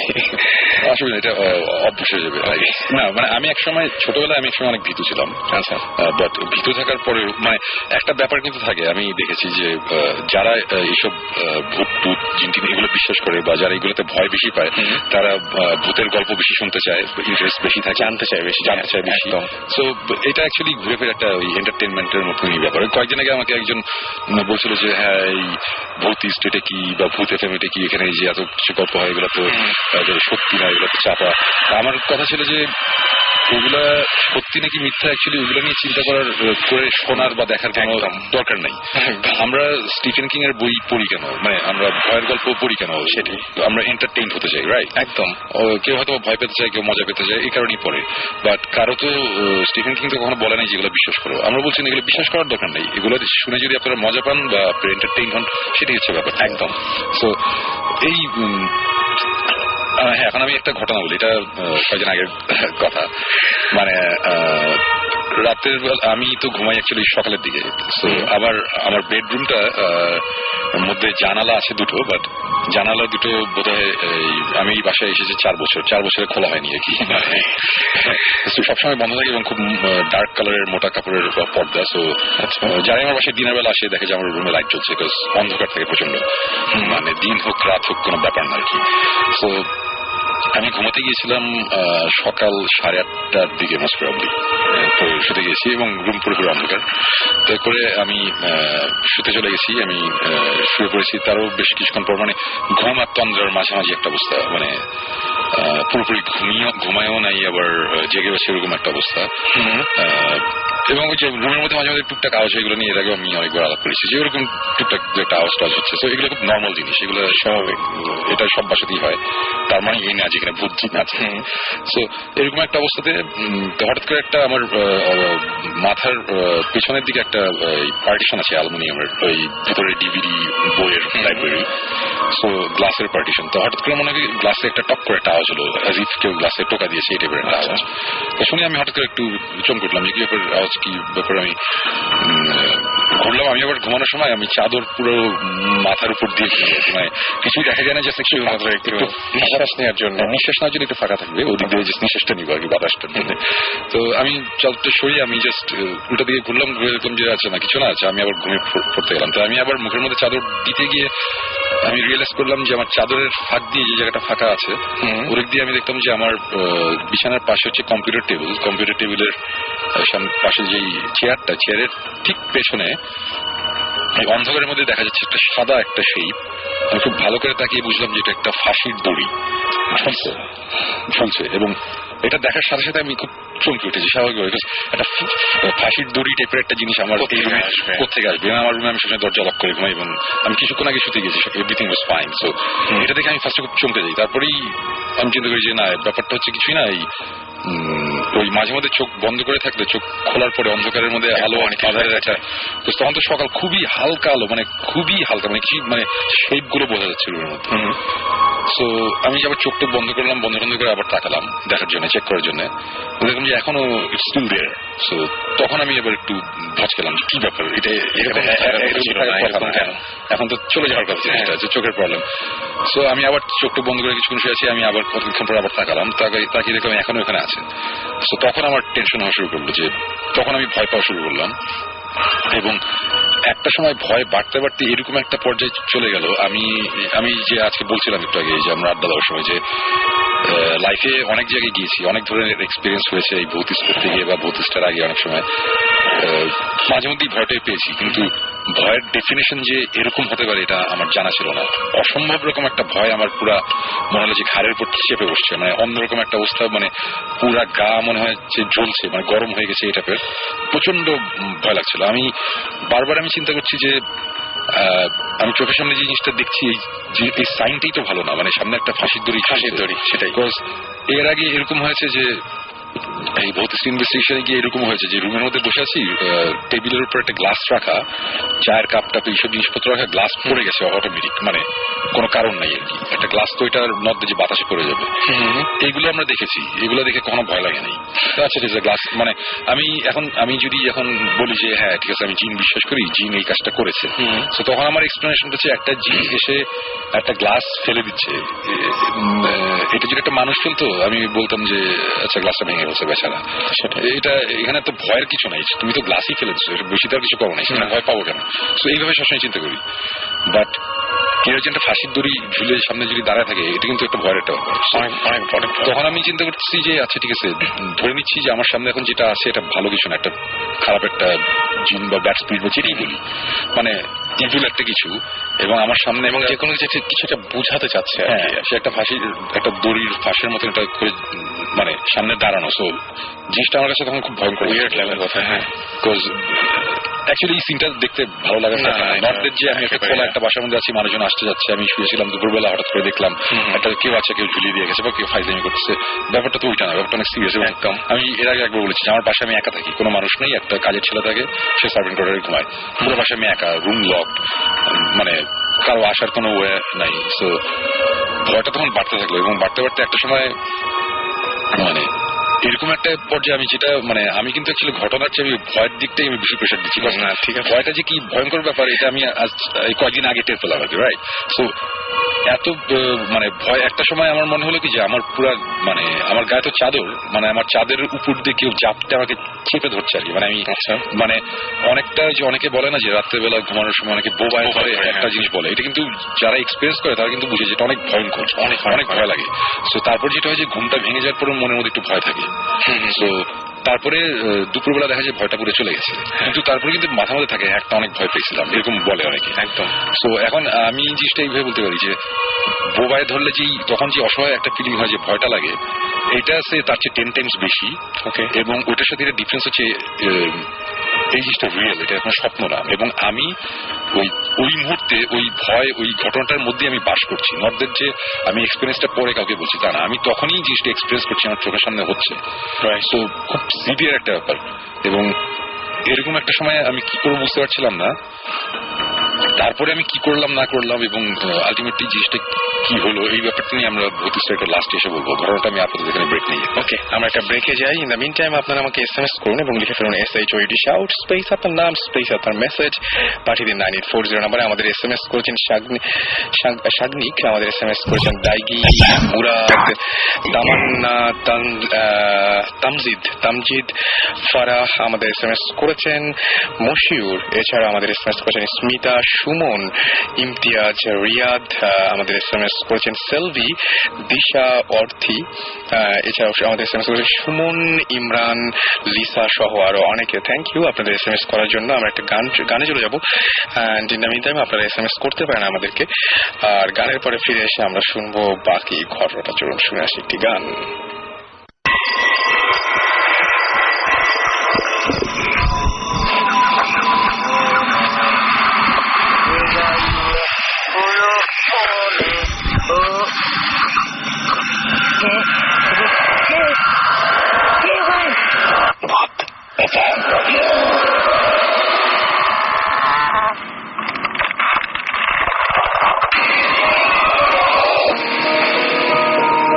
শুনছেন সবসময় রেডিও ফুর্তি, আর চলছে ভূত FM, সাথে আছে রাসেল এবং আমাদের সাথে রয়েছেন সুমন ভাই এবং জীবন ভাই।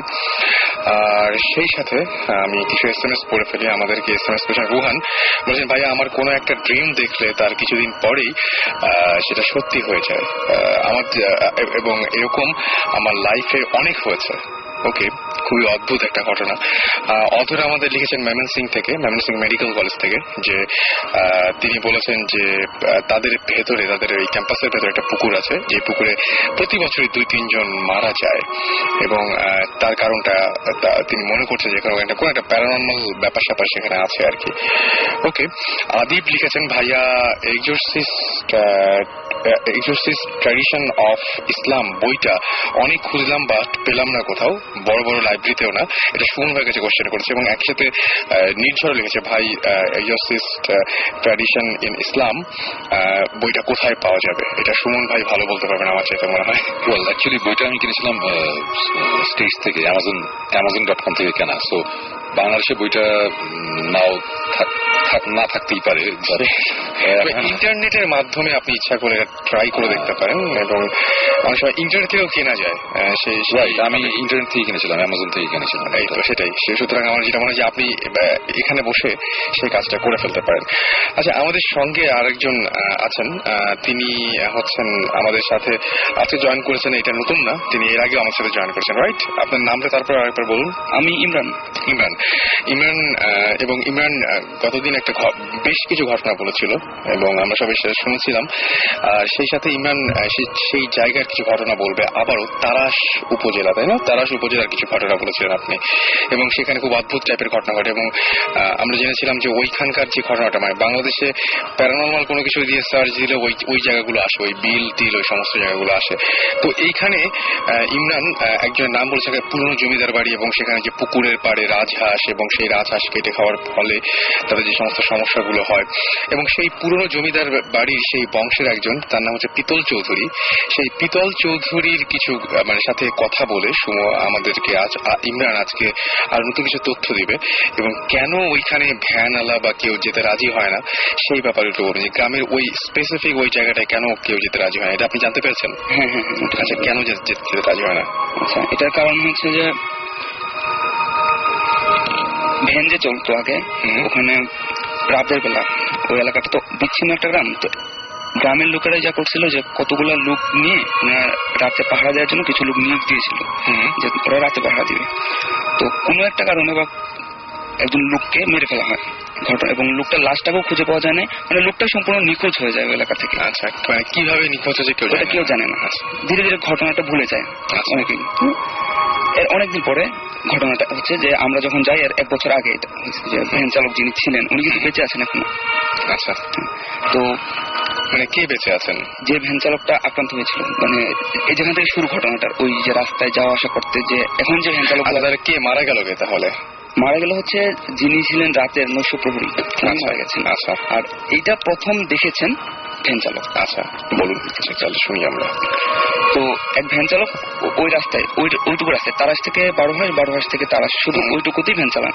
আচ্ছা, তো উনার মুখে ঘটনাটা শোনা যে উনি প্রথম যখন ওই এলাকায় রাত্রেবেলা ফিরছিলেন বাড়িতে, তখন জায়গাটা স্পেসিফিক যদি বলতে হয় তাহলে বলতে হবে যে যদি আমি বারোহাঁস থেকে তারাসের দিকে আসি তাহলে 3টা ব্রিজ পড়বে, এটা 3 নম্বর ব্রিজ, আর যদি তারাস থেকে বারোহাঁসের দিকে যাই তাহলে এটা প্রথম ব্রিজ। ওকে, এটা সবচেয়ে বড় ব্রিজ 3টা ব্রিজের মধ্যে।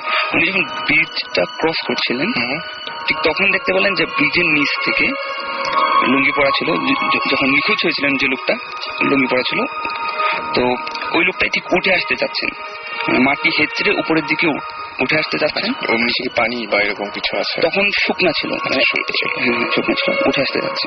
আচ্ছা, তো উনি সবকিছু ঠিক ছিল, যে যিনি মানে যেটা দেখে উনি ভয় পাইছেন সেটা হচ্ছে যে চোখ দুটো উপড়ানো ছিল এবং গলার মধ্যে একটা ফাঁস পড়ানো ছিল। আচ্ছা, এবং উনি যেটা রক্ত পড়তেছিল, চোখ দিয়ে রক্ত পড়তেছিল, এরকম দেখেছেন। উনি ওটা দেখে ভয়ে চলে আসছেন। এটা হচ্ছে প্রথম দিনের ঘটনা। মানে ওই ভ্যান চালক প্রথম এটা দেখলো যে লোকটা নিখোঁজ।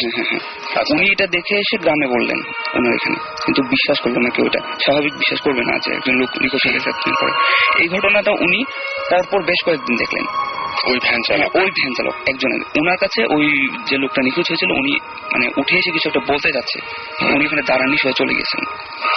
এই ঘটনার পরে উনি ভ্যান চালানোটা ছেড়ে দেন এই কারণে যে প্রথমে উনি ভ্যান মানে চালানো ছাড়তে চাননি, কারণ এটা ওনার পেশা ছিল, শুধু ভয় পেয়ে তো স্বাভাবিক মনের পেশা ছাড়তে পারেন। কিন্তু উনি এটা স্বপ্ন দেখতে শুরু করলেন।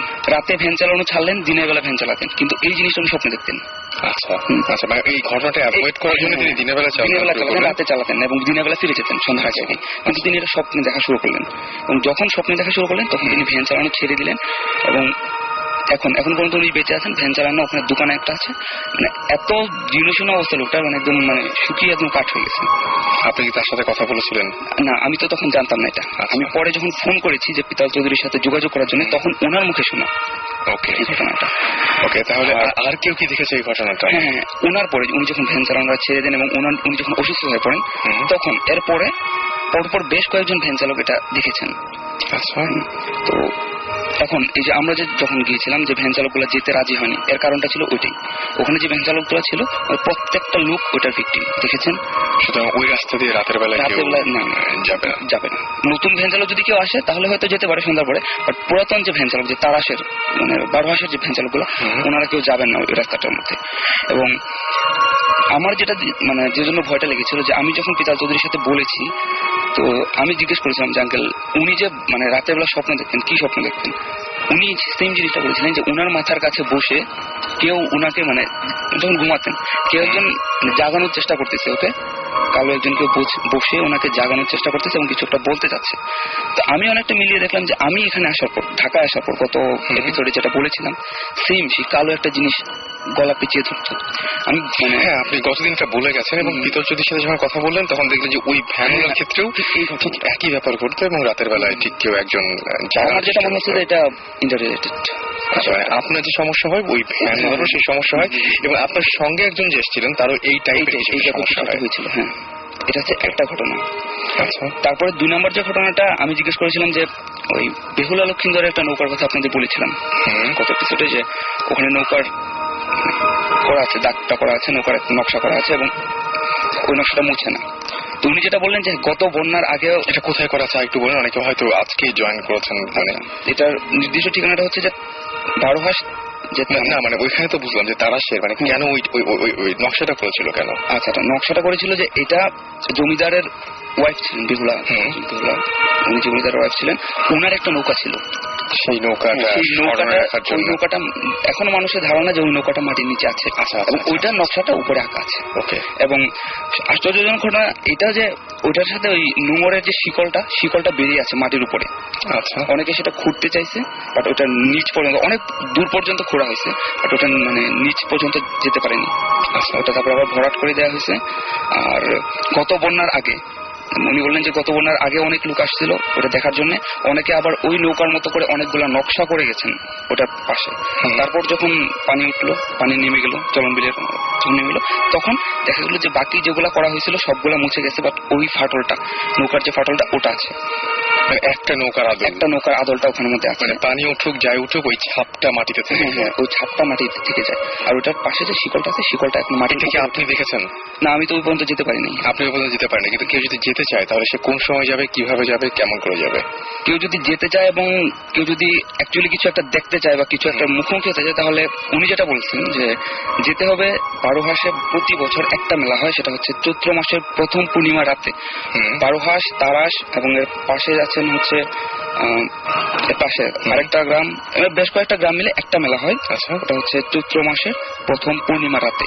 ওই রাতে কেউ যদি কিছু একটা বলতে হয় যে যারা বিলিভ করেন না ওনাদের জন্যই বলাটা আসলে, যে প্রথম ব্রিজটা বলে না, 3 নম্বর যে প্রথম ব্রিজটা পড়ে তারাশ থেকে 12 হাসের দিকে যাওয়ার জন্য, ওটার নিচে যদি কেউ যান তাহলে অন্তত মানে কিছু না দেখে ফিরে আসবেন না, এই কথাটা বলতে পারি আর কি। অলরাইট, তার মানে এটা তো আপনি এই ব্যাপারটা আপনি নিশ্চিত? হ্যাঁ, এই ব্যাপারটা আপনি নিশ্চিত করছেন যদি এরকম কেউ চায় তাহলে সে কি? এটা শুধু যে পিতাল চৌধুরীর মুখে শুনেছি সেটা না, এই যে এই ঘটনাটা, এটা ওই গ্রামের অনেকগুলো লোকের সাথে কথা বলেছি আমি এবং ওনারা সেম ঘটনায় বলেছেন যে ওই ওই ওই ওই নির্দিষ্ট জায়গাটা, ব্রিজের নিচের ওই জায়গাটা অনেক অনেক ভয়ঙ্কর একটা ঘটনা। আমার কাছে যেটা মনে হয় যে অনেক ভয়ঙ্কর একটা ঘটনা।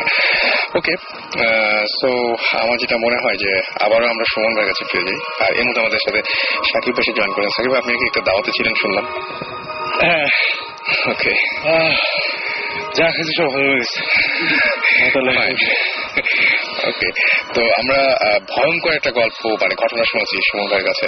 সুমন ভাইকে আমি একটা কোশ্চেন করতে চাই। সময় এই যে ভয় পাওয়ার যে লক্ষণ বা কয়েকটা কিছু ঘটবে, এই সময়ে কোনো ধরনের কোনো সাইন পাওয়া যায় কিনা বা কোনো পূর্বাভাস বা বুঝতে পারবো কিনা যে এরকম ঘটনা ঘটতে যাচ্ছে বা কিছু একটা এরকম কিছু হয় কিনা? ওয়েল অ্যাকচুয়ালি আমরা এখন পর্যন্ত যতগুলো জায়গায় গেছি, বলছিলাম এর আগে যে আমরা লাস্ট 1.5 বছরে আমাদের 42টা লোকেশনে আমরা ভিজিট করেছি। তো most of the places actually কিছু নাই, মোস্ট প্রবাবলি, বিকজ আমরা গিয়ে সারা রাত মশার কামড়ে খেয়েছি। ভয় তো মাঝে মধ্যে লাগেই, বাট মাঝে মধ্যে এই ধরনের কিছু এক্সপিরিয়েন্স হয়েছে বা হয়, কেউ বলবে কোইন্সিডেন্স বা কেউ যেটাই বলুক। একটা জিনিস মাঝে মধ্যে আমরা এক্সপিরিয়েন্স করেছি, সেটা হচ্ছে যে কোথাও যদি ইলেকট্রিসিটি থাকে, খুব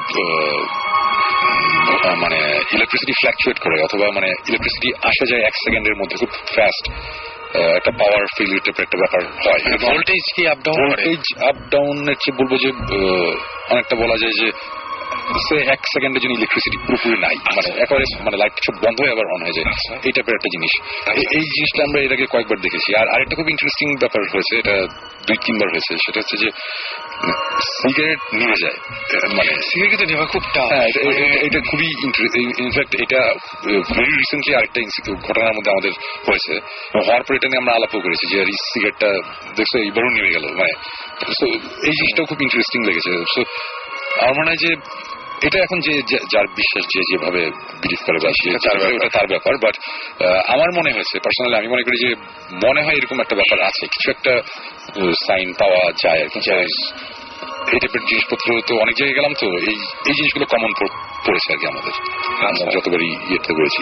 আজকে যে গল্পটা শুনে যে তারাশের ঘটনা, তো এর আগের বার শোনাচ্ছে, ওই আমরা 3 জনই ছিলাম ওই দিনও, মানে খুবই ইন্টারেস্টিং লাগছে এই জায়গাটা আমাদের। আমরা জাস্ট এখন আমাদের হাতে একদমই টাইম নেই, না হলে আমরা পারলে লাস্ট উইকে আমরা চলে যেতাম, মানে আমরা এতই ইন্টারেস্টেড জিনিসটা নিয়ে। এবং এখন তো শুনলাম যে চৈত্র মাসের ফার্স্ট পূর্ণিমা, আমরা যথাসাধ্য চেষ্টা করছি, সামনেই আছে, খুব বেশি দেরি নাই, 3-4 মাস পরে হয়তো। তো মোস্ট প্রবাবলি আমরা ওই সময়টাতে যাবো আর কি, আমরা যাবো তখন হয়তো বা সাকিব আমাদের এটা সেকেন্ড সিজনের জন্য। সাকিবকে আমি একটু মানে হিন্ট যে ওই ভ্যান ওয়ালা যে নিতে চায় নাই, কারণ চৈত্র মাসের ওই প্রথম পূর্ণিমায় গেলে যে কেউ ওই কালভার্ট বা ব্রিজ তার নিচে দেখতে পাবে যে একটা মানুষ, মানে যেটা ভ্যানওয়ালা দেখেছে, এবং ওই ভ্যান এখন মানে চালানোই ছেড়ে দিয়েছে, যে মানে যেই লোকটা নাইট গার্ড ছিল যে মারা গিয়েছিল তাকে নিচ থেকে উঠে আসতে, মানে এটা অনেকে দেখেছে, এবং যার জন্য কেউ যেতে চায় না। এবং সেই পিতল চৌধুরীর সাথে কথা বলেছে এবং পিতল চৌধুরী কনফার্ম করছে যে চৈত্র মাসের প্রথম পূর্ণিমায় যদি কেউ ওখানে যায় তাহলে একেবারে কোনো অভিজ্ঞতা ছাড়া ফিরে আসবে না আর কি। ইনশাল্লাহ ডেফিনেটলি যাচ্ছে। হ্যাঁ, আমরা সেটা অবশ্যই যাবো আর কি, এই চান্স হারানো যাবেই না। বিকজ আমরা জায়গা খুঁজে বেড়াই, জায়গা পাই না, সেখানে দাওয়াত দিয়ে যখন আমাদের জায়গা বলে দিচ্ছে যে এখানে আছে, সেখানে একটা কিছু ব্যাপার আছে, ডেফিনেটলি যাবো সেটাই। এবং আমি যেটা শুনেছি যে পিতল চৌধুরী উনি আমাদেরকে হেল্প করতে চাইছেন, রাইট? আচ্ছা, আমাদেরকে SMS করেছেন, এছাড়াও দেখতে পাচ্ছি যে নাম ছাড়াই তিনি বলছেন যে তিনি প্রতিদিনই আমাদের সাথে আমাদের প্রোগ্রাম শোনেন, ভালো লাগে, এবং তিনি বলছেন যে আমি কি কোনো গল্প পাঠাতে পারি? ডেফিনেটলি আপনি গল্প পাঠাতে পারেন। আপনি boothfm@radiofurti.fm এ আপনি গল্প পাঠাতে পারেন, ডেফিনেটলি পারেন। জীবন ভাই কিছু বলবেন? উনি আমাদের রেডিও শো প্রতিদিন শুনে কিভাবে? না, মানে রেগুলার শোরে আর কি, এটা মনে হয় বুঝাতে চেয়েছে। রেগুলার শোরে আমাদেরকে তারিন SMS করে বলেছেন যে তিনি আসলে এটা আমি মানে এই কথাগুলো আসলে সাকিব ভাই খুব সুন্দর করে বলেন, একটা মানে এই ভূত টুতে সমস্ত ব্যাপারে সায়েন্টিফিক এক্সপ্লেনেশন চান তিনি। সায়েন্টিফিক এক্সপ্রেশন হচ্ছে যে just as if you go back 30 years, তোমাকে কেউ যদি একটা রিমোট কন্ট্রোল দিয়ে টিভি অন হয়ে যাচ্ছে এটা কেউ দেখাতো 40 বছর আগে, তখন ওটা আমাদের কাছে ম্যাজিক মনে হতো, তাই না? একটা কথাই আছে যে গো ফরওয়ার্ড ইনাফ ইয়ার্স অথবা গো ব্যাক ইনাফ ইয়ার্স, তাহলে মডার্ন জিনিসপত্র ওদের কাছে মনে হবে অলৌকিক, একদম, তাই না? সো ভূত জিন যেটা, সেটা হচ্ছে যে এই জিনিসগুলো অনেক আগে থেকে আছে এবং এগুলো আমরা অনেকে এক্সপিরিয়েন্স করছি। ওগুলো এখন আমরা কোনো ব্যাখ্যা সায়েন্টিফিক্যালি দিতে পারিনি, মোস্ট প্রবাবলি বিকজ এগুলোর পিছনে খুব প্রপার সায়েন্টিফিক ইনভেস্টিগেশন হয়ও না। সো এটা I don't know, মানে there's obviously something there, মানে যেমন কোয়ান্টাম মেকানিক্স এসে নিউটনের ফিজিক্স পুরো ধ্বংস করে দিচ্ছে। তারপরে স্পিড অফ লাইট ছিল কনস্ট্যান্ট, ইভেন 2 বছর আগে পর্যন্ত স্পিড অফ লাইট ছিল কনস্ট্যান্ট, কিন্তু নিউ ইয়র্কে না কোথায় জানি ওরা ট্যাকিয়নকে স্পিড অফ লাইট থেকেও স্পিডে এক জায়গায় পাঠাতে পারছে, অ্যাক্সেলারেট করছে। সো ওই কনস্ট্যান্ট আসলে কনস্ট্যান্ট না, তো এইগুলা চিন্তা করলে ভূত জিন থাকতেই পারে এবং এগুলো সাইন্টিফিক এক্সপ্লেনেশন হয়তো প্রতি সিজন 12 আমরা ইনশাআল্লাহ আমরা পেয়ে যাব। এছাড়া আমাদেরকে SMS করেছেন সানি, সুস্মিতা, অপু, রিজভি সহ আরো অনেকে, এবং আমাদেরকে ইমেলও করছেন অনেকে, এবং আমাদের একটা গ্রুপ আছে কিন্তু সেটা হচ্ছে যে ফেসবুকে ভূত FM অফিসিয়াল গ্রুপ অফ ভূত FM। এখানে আপনার ইচ্ছা করলে জয়েন করতে পারেন এবং আপনাদের ইনফরমেশন গুলো আপনারা SMS বা আপনার ইচ্ছা করলে আপনারা মেইল করতে পারেন আমাদেরকে। যাই হোক, আমরা কি ব্রেকে যাবো সময় ভাই? প্লিজ আমার আচ্ছা ওকে ওকে খেয়ে এসছেন কিন্তু একটু আগে। যাই হোক, পানি ওকে পানি। সো আমরা একটা গান শুনেছি। ইন দ্য মিন টাইম আমাদের SMS করুন। SMS করতে হলে যেটা করতে হবে, শাউট লিখে স্পেস দিয়ে আপনার নাম লিখে স্পেস দিয়ে আপনার মেসেজ লিখে পাঠিয়ে দেবেন 9840 নাম্বারে। আরো একবার বলি যে অনেকে হয়তো হতাশ হবেন না। তামজিদ SMS করেছেন আমাদেরকে, SMS করেছেন আমাদেরকে অনেক, আশা, ফাহিম, রাফি, লাবিন, মাসিম আমাদের নাসিম আমাদের SMS করেছেন, নজরুল সহ আরো অনেকে। আমরা আপনাদের SMS গুলো সযত্নে রেখে দিচ্ছি আমাদের কাছে, এবং গত সপ্তাহের SMS যেমন এই সপ্তাহে পড়া হচ্ছে, ডেফিনেটলি এই সপ্তাহের SMS গুলো আগামী সপ্তাহে পড়া হবে একে একে। So stay tune two radio ফুর্তি। চলুন শুনে আসি একটি গান।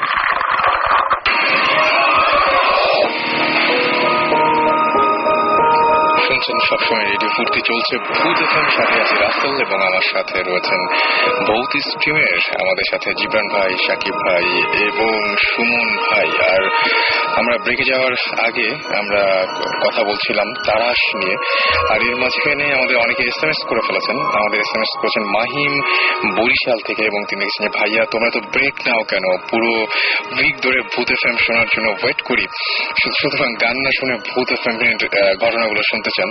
সো যদি ব্রেক না নেওয়া হয় তাহলে আমাদের বানিয়ে বানিয়ে অনেক গল্প বলতে হবে। হ্যাঁ সেটাই, মানে এবং এটা হচ্ছে মানে অদ্ভুত FM হয়ে যাবে তখন। সো সেটা আমরা চাই না। সজীব আমাদের লিখেছেন যে ভূত FM কি কেবারে হয় সেটা জানতে চাইছেন। সজীব, ভূত FM প্রতি শুক্রবার 11:59 হয়। অলরাইট। আর আমাদের এখন আবার যেটা চাইবো যে আজকে কি কোনো ধরনের কোনো সাকিব ভাইয়ের কোনো গল্প আছে কিনা বা ঘটনা আছে কিনা? কারণ সুমন ভাই একটা মানে জিনিস রেখে দিয়েছি লাস্টে, একদম সুমন ভাই এটা লাস্টে বলবেন আর কি। ঘটনাটা আছে ওটা ডিটেলস এখনো যাই না, বাট বলতেই পারি। আচ্ছা, আধা খাঁচা কিছু ডিটেলস পেয়েছি আমরা, তো ওটা এখন আমরা ইনভেস্টিগেট করি নাই। বেসিক্যালি এটা অনেক আগের ঘটনা। যখন যে মুড়ির টিন বাসগুলো আছে না, এখন তো টার্মটা ইউজ হয় না। মুড়ির টিন বাসগুলো আগে ইন্টার ডিস্ট্রিক্ট চলতো। তো তখন ওই ঢাকা বা ফরিদপুর টাইপের এলাকা বা পিরোজপুর ওই টাইপের একটা এলাকায় একটা লোক, সে নতুন লাইসেন্স পাইছে, সে ড্রাইভার হবে। ওকে, ড্রাইভার হবে। তো ওখানে যা লোকাল বাস ডিপো ওখানে গেছে, গিয়ে খুব ভাই আমার চাকরি দেন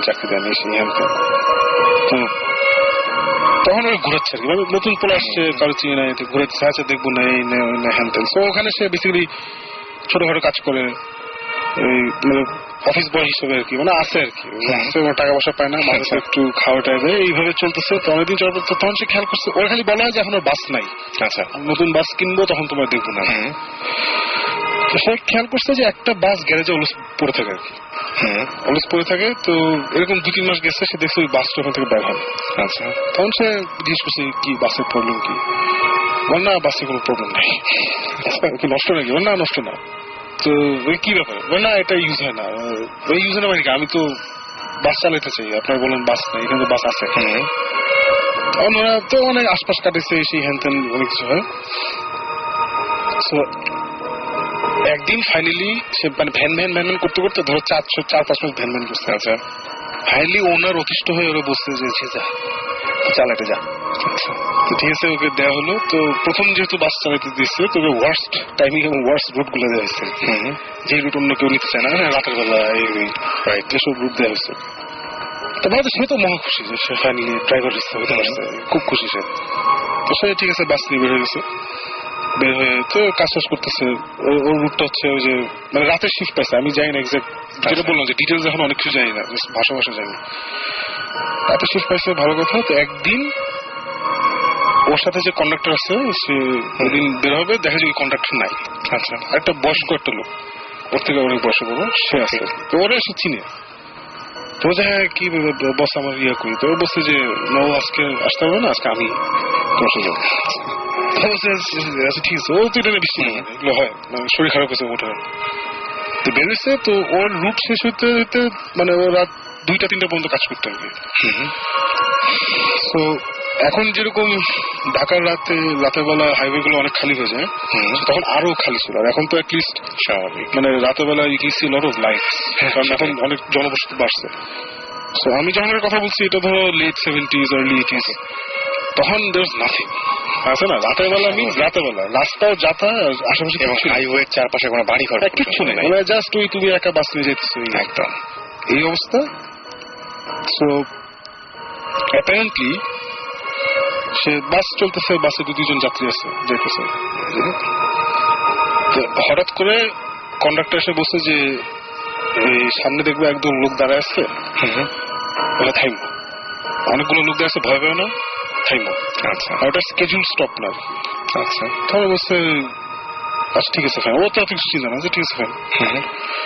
তো ঠিকই দেখে কিছু দূর যাওয়ার পরে রাস্তার পাশে অনেকগুলো লোক দাঁড়াচ্ছে, প্রায় অ্যারাউন্ড 15-20 পিপল এরকম। সে তখন থামলো, সবাই উঠলো, উঠা পরে তো যাচ্ছে। তো সেটা ইন্টারেস্টিং জিনিস খেয়াল করলো যে কন্ডাক্টর কাছ থেকে কোনো পয়সা নিচ্ছে না। কন্ডাক্টর কোনো পয়সা না ওদের কাছে, ইমিডিয়েটলি কিন্তু রাতের বেলা ভাড়াটা মানে নিয়ে সব সাফ করে দিবে না।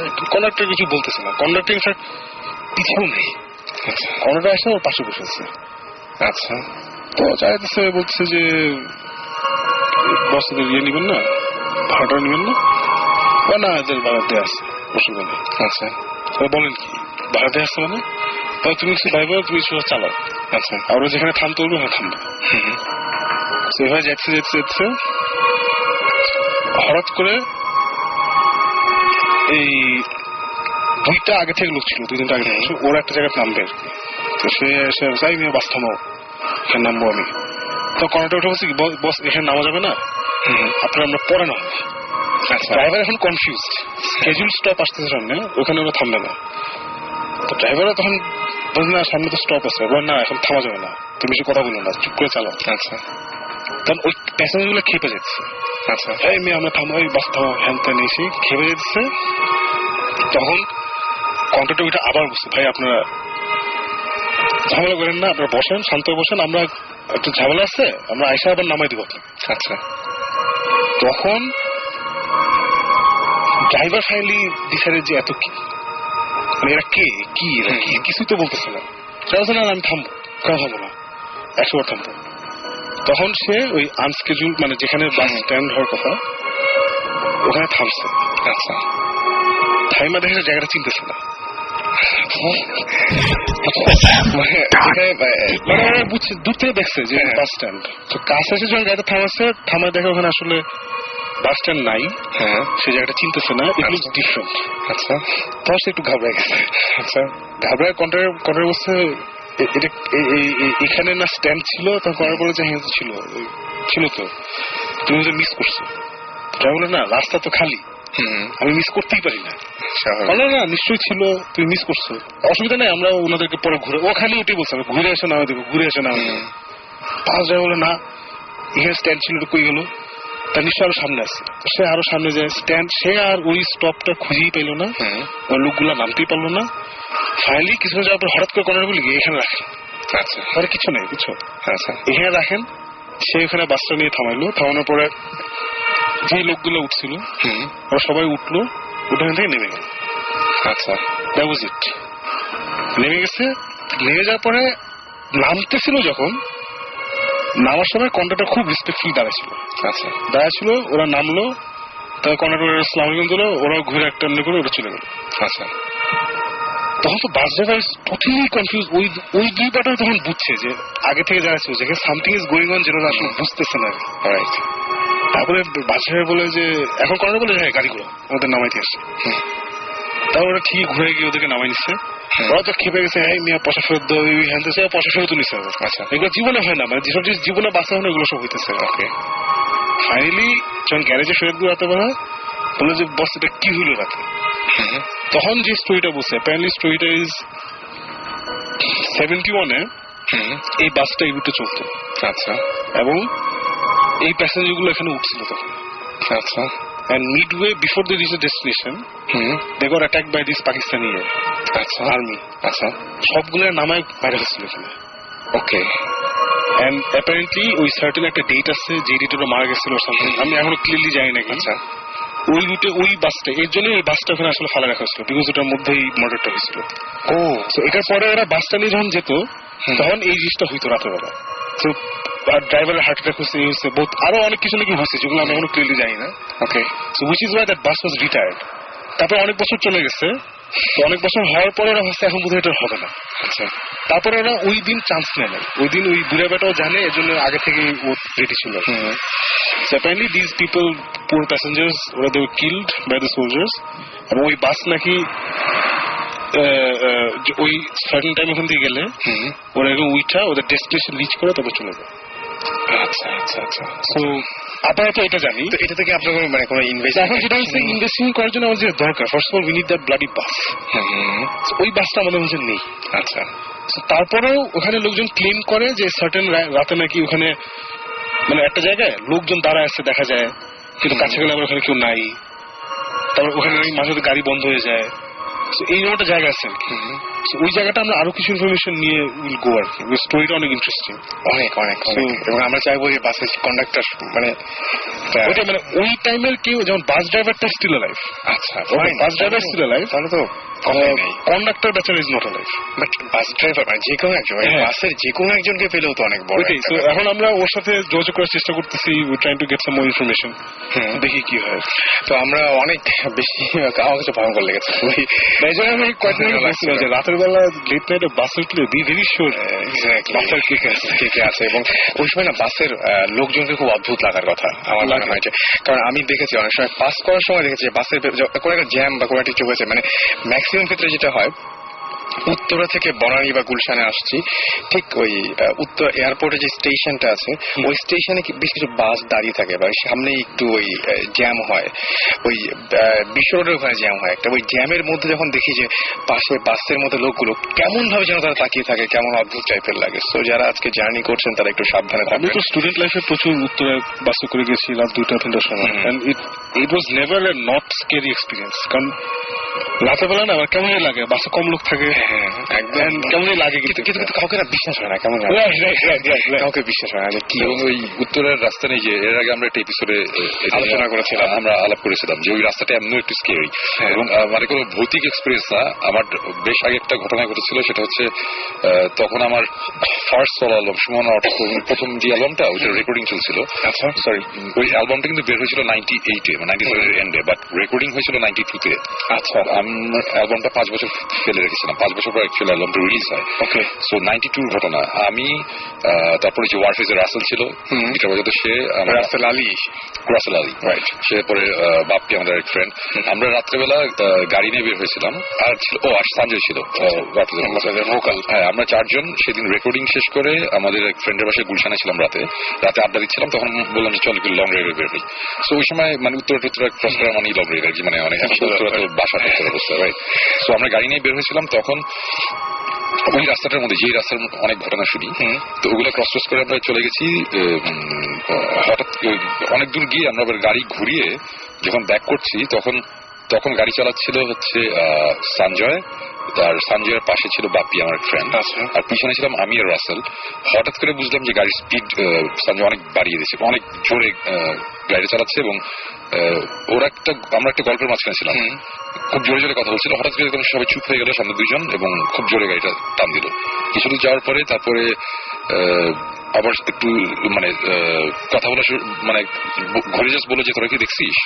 আমি কি দেখবো? বলো যে রাস্তার পাশে একটা লাশ পড়ে আছে। আমি যে কি বলতেছিস লাশ পড়ে আছে? বলে যে হ্যাঁ।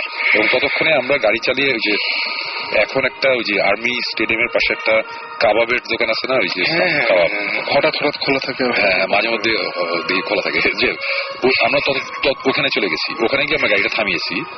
তো এটা তো বেশ আগের কথা, তখন এই দোকানটা মোটামুটি বেশ হিট ছিল, মানুষজন তখন রাত্রেবেলা, এবং এটা অনেক রাত ওটা কিন্তু ওই সময় রাতে অনেক রাত পর্যন্ত খোলা থাকতো, এখন মোস্টলি থাকে না।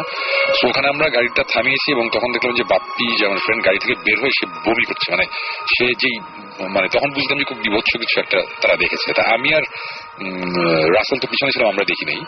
তখন আমি বললাম যে না, এটা আমরা দেখবো, তোরা কি লাশ দেখছিস কি, এটা দেখতেই হবে। তো তখন সাথে সাথে আমরা আবার গাড়িতে উঠে আমরা গাড়ি ঘুরে গেলাম, আমরা দেখবো। এবং আমরা ঘুরে আবার গেলাম, যেতে যেতে দেখলাম যে ততক্ষণে পুলিশের গাড়ি চলে এসেছে, একটা ডেড বডি, এবং আমাদের নিজের চোখের সামনে দেখা যে গলাটা নাই, গলাটা কাটা, এবং বেশ মানে ভি শেপ টাইপের ভাবে কাটা, মানে গলার ওই জায়গাটা, এবং বডিটা ছালা টাইপের একটা কিছু দিয়ে বেঁচানো। এবং তখন ওই পুলিশের গাড়ি চলে এসেছে, পুলিশরা তখন ডেড বডিটা মানে উঠাচ্ছে আর কি ওখান থেকে বড় গাড়িতে। সো অতটুকু দেখে আমরা ঘুরে আবার চলে আসলাম। এবং ওই রাস্তাটা অ্যাকচুয়ালি ওই এক সময় তো খুব নির্জন টাইপের ছিল, এবং তখন এই যে এই টাইপের ক্রাইম করে যে ডেড বডি ফেলে রেখে এসেছে এই টাইপের, সো এই টাইপের জিনিসপত্র ওইখানে আমরা দেখেছি। এবং তার ফলশ্রুতিতে এখন হয়তো দেখা গেল যে ক্রাইম কমেছে, কিন্তু ওইখানে মানে তাহাদের উপদ্রব বাড়িয়ে গিয়েছে। মানে যেটা ইনফ্যাক্ট এই ঘটনাটা ঘটার পরের দিন পরে 2-3 দিন পরে আমি ওই যে আমার একটা গান ছিল তোমার জন্য, এখানে একটা লাইন ছিল আমার দেখা রাস্তায় পড়ে থাকা লাশ, আমার কিন্তু এই লাইনটা এখান থেকে এসেছে এই ঘটনাটা পরে আর কি। ওই জায়গাটা আসলে এমনি মানে রাতেবেলা ঘোরার সময় এখন অনেক মানুষজন থাকে আশেপাশে, লাইট টাইট অনেক কিছু, কিন্তু তারপরে মাঝে মধ্যে কিন্তু আমার কাছে রাস্তাটা সবসময় কেমন যেন লাগে, মানে খুবই অদ্ভুত টাইপের লাগে, এবং মানে লাইটিংটাও কেমন যেন। রাইট।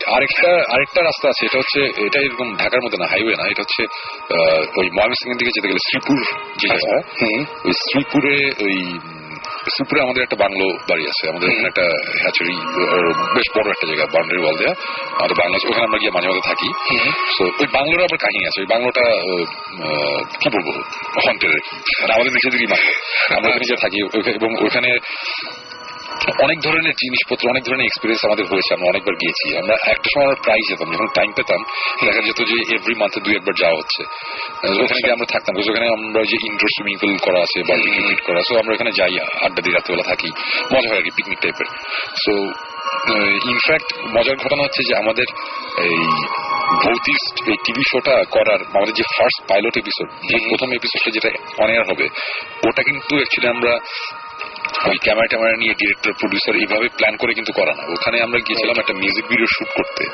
তো মিউজিক ভিডিও শুট করতে যাওয়ার সময় আমরা একটা ফাজলামি করে যে মেকিং অফ এই মিউজিক ভিডিও বানাবো এরকম একটা জিনিস আমরা একটা হ্যান্ডিক্যাম দিয়ে এই ঢাকা থেকে যাওয়ার সময় থেকে আমরা ফাজলামি করছিলাম আর ক্যামেরার সামনে মজা করছিলাম যে আমরা পুরো একটা ভিডিও মানে প্যারালালি একটা ভিডিও বানাবো, এটা হচ্ছে making of this music video.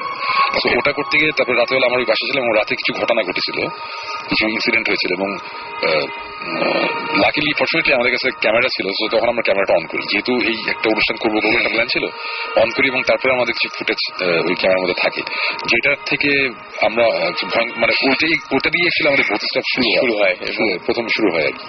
So ওই যেটা বলছিলাম যে ওই বাংলাটা ক্রস করে একটু সামনে সোজা যেতে গেলে কাপাসিয়ার দিকে একটা রাস্তা আছে আর কি, দুই সাইডে জঙ্গল।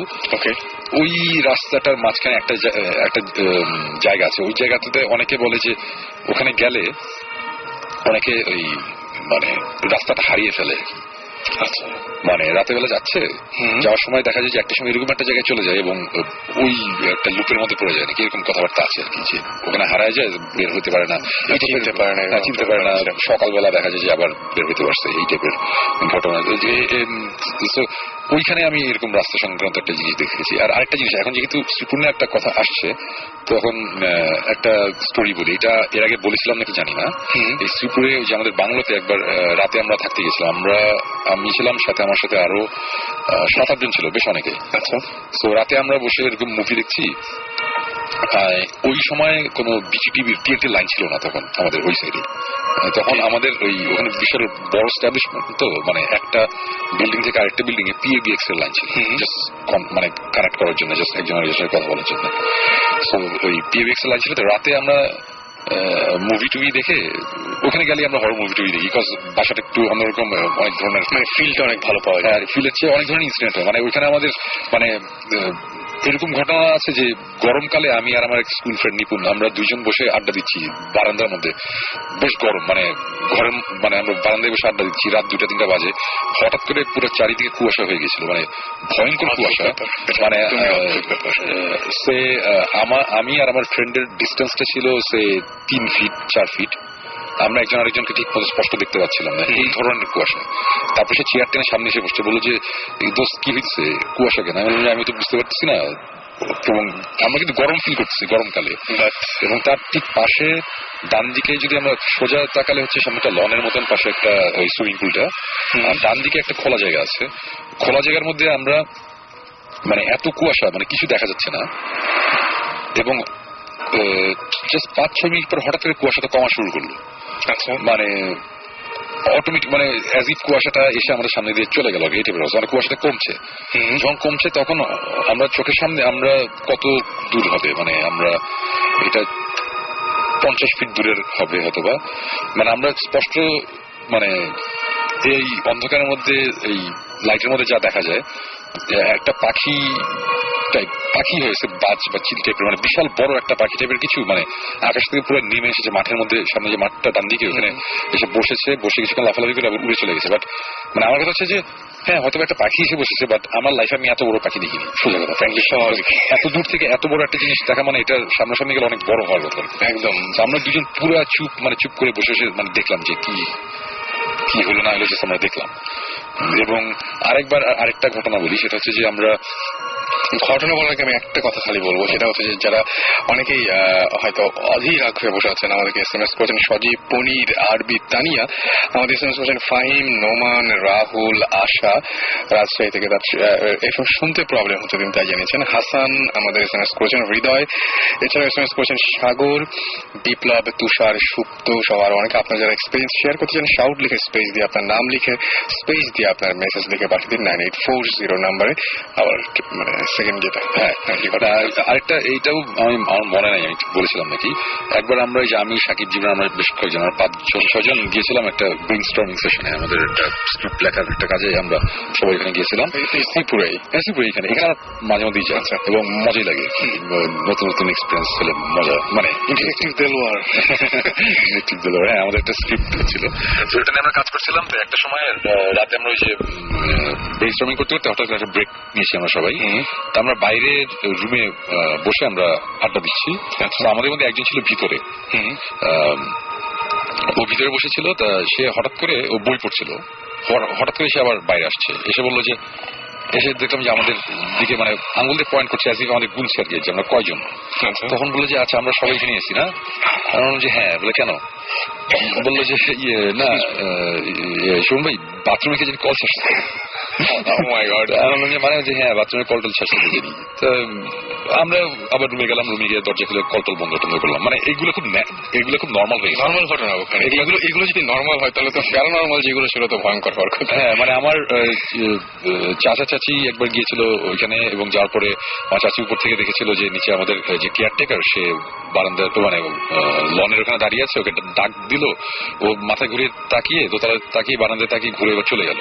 তো আমার চাচি খুব স্বাভাবিকভাবেই মানে মেজাজ খারাপ হয়ে গেছে তার। তখন সে আমার কাজিনকে বললো ওকে ডাকে নিয়ে আসো, বেয়াদব। আমি ডাকলাম, দেখলো, তারপর চলে গেল। ডাকে নিয়ে আসার পরে ও বললো যে মানে ওই ছেলেটার উপরে আসার পর বললে, যখন শাড়ি খাচ্ছে তখন বলতেছে আমি তো ওইদিকে যাই নাই, আপনি আমাকে ওখানে কেমনে দেখছেন, আমি তো কিচেনে রান্না করতেছিলাম। তখন আমার কাজিনও বললো যে হ্যাঁ আমি ওরা কিচেন থেকে নিয়ে এসেছি। এবং যে জায়গাটার কথা বলে সেটা হচ্ছে সুইমিং পুলের পাশে একটা লন আছে এখানে। তো লন অ্যাকর্ডিং টু মাই চাচি, মানে লনটা ক্রস করে সে বাম দিকে সুইমিং পুলের পাশ দিয়ে চলে গেছে, ওই সাইড দিয়ে। আচ্ছা, ওই দিক দিয়ে সে চলে গেছে, বাট ওই দিক দিয়ে হচ্ছে ডেড এন্ড, ওখানে বড় ওয়াল দেয় এবং তার কাটার বেড়া দেয়া। ওই দিক দিয়ে সে ঘুরে আবার ইয়েতে আসতে পারার কথা না, কিচেনের সামনে দিয়ে আসার কথা। মানে চোখের সামনে দিয়ে আসতে হবে, ওই দিক দিয়ে গেলে তার ওই ওয়াল টপকাতে হবে, তার কাটার বেড়া টপকাতে হবে, তারপরে আবার পিছন দিয়ে ঘুরে আবার একটা পুকুর আছে, ওটা ক্রস করে ওই দিক দিয়ে ঘুরে আবার আসতে হবে। লজিক নেই ওইটাই আর কি। মানে সো এই টাইপের জিনিসপত্র মানে এরকম হয়েছে যে আমরা ওইখানে সুইমিং পুলে রাত 3টার সময় আমরা মাঝে মধ্যে এরকম করি, ফাইজলামি করে রাত 3টার সময় সুইমিং পুলে নামি, সুইমিং পুলে বসছি, এবং ঠিক সুইমিং পুলের পাশের যে জানালা ওই দেয়ালের ওই সাইড থেকে আমরা আওয়াজ পাচ্ছি যে একটা ঘষা, মানে কোন একটা বস্তা টাইপের জিনিস টেনে নিয়ে যেতে থাকে তখন টিপের আওয়াজ বা ওরকম একটা নয়েজ, ওরকম একটা আওয়াজ। এবং আমরা সাথে সাথে সবাই চুপ করছি, সবাই একসাথে চুপ করলাম, দেখলাম যে হ্যাঁ 2-1 বার আওয়াজ ছিল, আবার আওয়াজটা বন্ধ হয়ে গেল। তারপরে এরকম করতে করতে আমরা দৌড়াই আবার গেলাম বাইরে, বাইরে গিয়ে কিছু নাই। এগুলো খুবই নর্মাল আর কি আমাদের এখানে। এটা in fact ads to the atmosphere, কারণ আমরা ওখানে বেস সং করতে গেছি এবার হরর মুভি, আমরা আরো ইন্সপায়ার্ড হয়ে আছে না, চল লিখি ভালোই। এই টাইপের ব্যাপার, এগুলো কোনো ওখানের জন্য এগুলো কোনো ঘটনাই নয়। তো আমরা আজকে শেষ করি, তবে শেষ করার আগে সুমন ভাই শেষ করতে চেয়েছিলেন যেটা দিয়ে আর কি। আচ্ছা, ওইটার গল্পটার ফিনিশিংটা এর আগে আমি একটা জাস্ট কথা বলে নিই, সেটা হচ্ছে যে ওই লাস্ট এপিসোডে বলেছিলাম, আবার বলছি যারা জানে না, সেটা হচ্ছে আমাদের ভৌতিষ্টের যে অনুষ্ঠানটা, এটা দেশ টিভিতে জানুয়ারি থেকে অন এয়ার হবে ইনশাল্লাহ, মোটামুটি সবকিছু ফাইনাল। সো সামনে আসছে আর কি ভৌতিষ্ঠ, ওটা দেখলে আপনারা একটা আইডিয়া হবে অ্যাকচুয়ালি আমরা কি করছি আর কি করছি না। আর আরেকটা জিনিস হচ্ছে যে এই জিনিসটা আবার ক্লিয়ার করি, সেটা হচ্ছে যে আমরা এই ভৌতিক করছি বা ভৌতিক যে টিভি শো করছি, করার পিছনের কারণ এটা না যে আপনাদের বিশ্বাস করানো যে এইগুলো এক্সিস্ট করে, আমাদের কারণ হচ্ছে আপনাদের এন্টারটেইন করা। আপনারা এগুলো শুনবেন, ইন্টারেস্ট যারা পান তারা মজা পাবেন, এটার জন্যই। আমরা বলছি না যে না জিন ভূত এক্সিস্ট করে এবং আমরা বিলিভ করি দেখে আপনাদেরও করতে হবে, এরকম কোনো ব্যাপার। একদম। তো আমাদের এইসব গল্প টল্প শুনে অফেন্ডেড হওয়ার কিছু নাই, এটাই বলতে চাচ্ছিলাম। আর এখন আরেকটা জিনিস বলি যে আমরা এর আগেও বলেছি যে আমরা যখন ইনভেস্টিগেশনে যাই, অনেক কথা শুনে অনেকের কাছ থেকে অনেক রিপোর্ট পাওয়ার পরে আমরা ওখানে যাই, এবং অনেক সময় যেটা হয় যে আমরা পাই না, মানে আমরা যেহেতু বাংলাদেশে কেউ অ্যাকচুয়ালি এগুলো জানতে দিতে চায় না, সো আমাদের ইনফরমেশন অ্যাকচুয়ালি পাই না। সো আপনাদের যদি কখনো এরকম কিছু হয় যে কারো বাসায় কোন রকম সমস্যা হচ্ছে বা আপনারা চান যে আমরা এসে ইনভেস্টিগেট করি, তাহলে অবশ্যই আমাদের info@bhutis.com এই ইমেল অ্যাড্রেসে পাঠাবেন, অথবা রেডিও ফুর্তিতে যে ভূত এফএম radiofurti.fm এখানে পাঠিয়ে দিলে হবে, এটা আমরা পেয়ে যাবো। এবং আমরা যদি মনে হয় যে এখানে যাওয়া যায় তাহলে আমরা এসে অবশ্যই ইনভেস্টিগেট করব।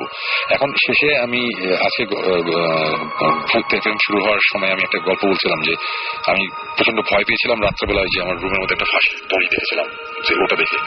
তো যাই হোক, ওটা আমি শেষ করি। তা এরকম একটা অবস্থা আমার হয়ে গেছিল যে যেটা বলছিলাম যে আমি এত ভয় পাইনি, রুমের মধ্যে সাদা রঙের একটা দড়ি এবং অন্ধকারের মধ্যে কিছুই দেখা যাচ্ছে না, খুব হালকা শেপটা বোঝা যাচ্ছে যেটা একটা, বুঝতে পারছি এটা একটা ফাঁসির দড়ি। তো তারপরে যখন আমি চিন্তা করলাম যে না, অনেকভাবে লজিক্যালি এক্সপ্লেন করতে গিয়ে আমি তখন আর করতে পারছি না যে না এটা কিভাবে এক্সপ্লেনেশন দিব, এটার কোনো এক্সপ্লেনেশন দেওয়ার নাই। এবং সহজ ভাই হাত পা নাড়াতে পারছিলেন বা এরকম? হ্যাঁ, আমি তখন পুরোপুরি জাগা, এবং আমি একটা সময় এরকমও ভয় পেয়েছিলাম, সুরাও পড়েছি অনেকবার, যে পুরোটাই আমি আবার চোখ খুলেছি, তাকিয়ে দেখলাম যে ইট স্টিল এক্সিস্ট, মানে আমি এখনো দেখতে পাচ্ছি এই জিনিসটা আছে। সো নট দ্যাট যে বোবা ধরেছে আটকে, ওরকম স্বপ্ন টাইপেরও কিছু না। এবং তখন আমি ডিসাইড করলাম যে এখন আমার এটা ফেস করতেই হবে। আমি অনেক ভয় পেয়েছি, ফাইন, বাট এখন আমি এটা দেখতে হবে যে একটা অ্যাকচুয়ালি ব্যাপারটা কি। রাইট।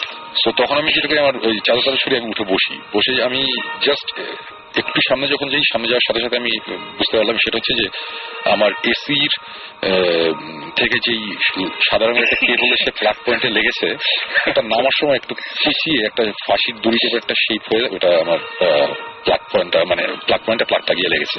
এটাই অন্ধকারে ওরকম একটা অবস্থাতে দেখে মনে হচ্ছিল, এবং আমি স্পষ্ট বুঝতে পারছিলাম যে এটা একটা ফাঁসির দড়ি।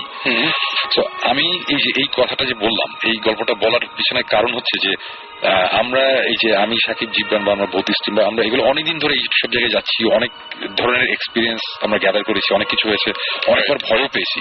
বাট আমি এখানে যে ভয়টা পেয়েছি, এই ভয়টা মানে অমূলক, যেটাকে ভয়ঙ্কর রকম, মানে আমি এরকম ভয় আমি জীবনে পাই নাই।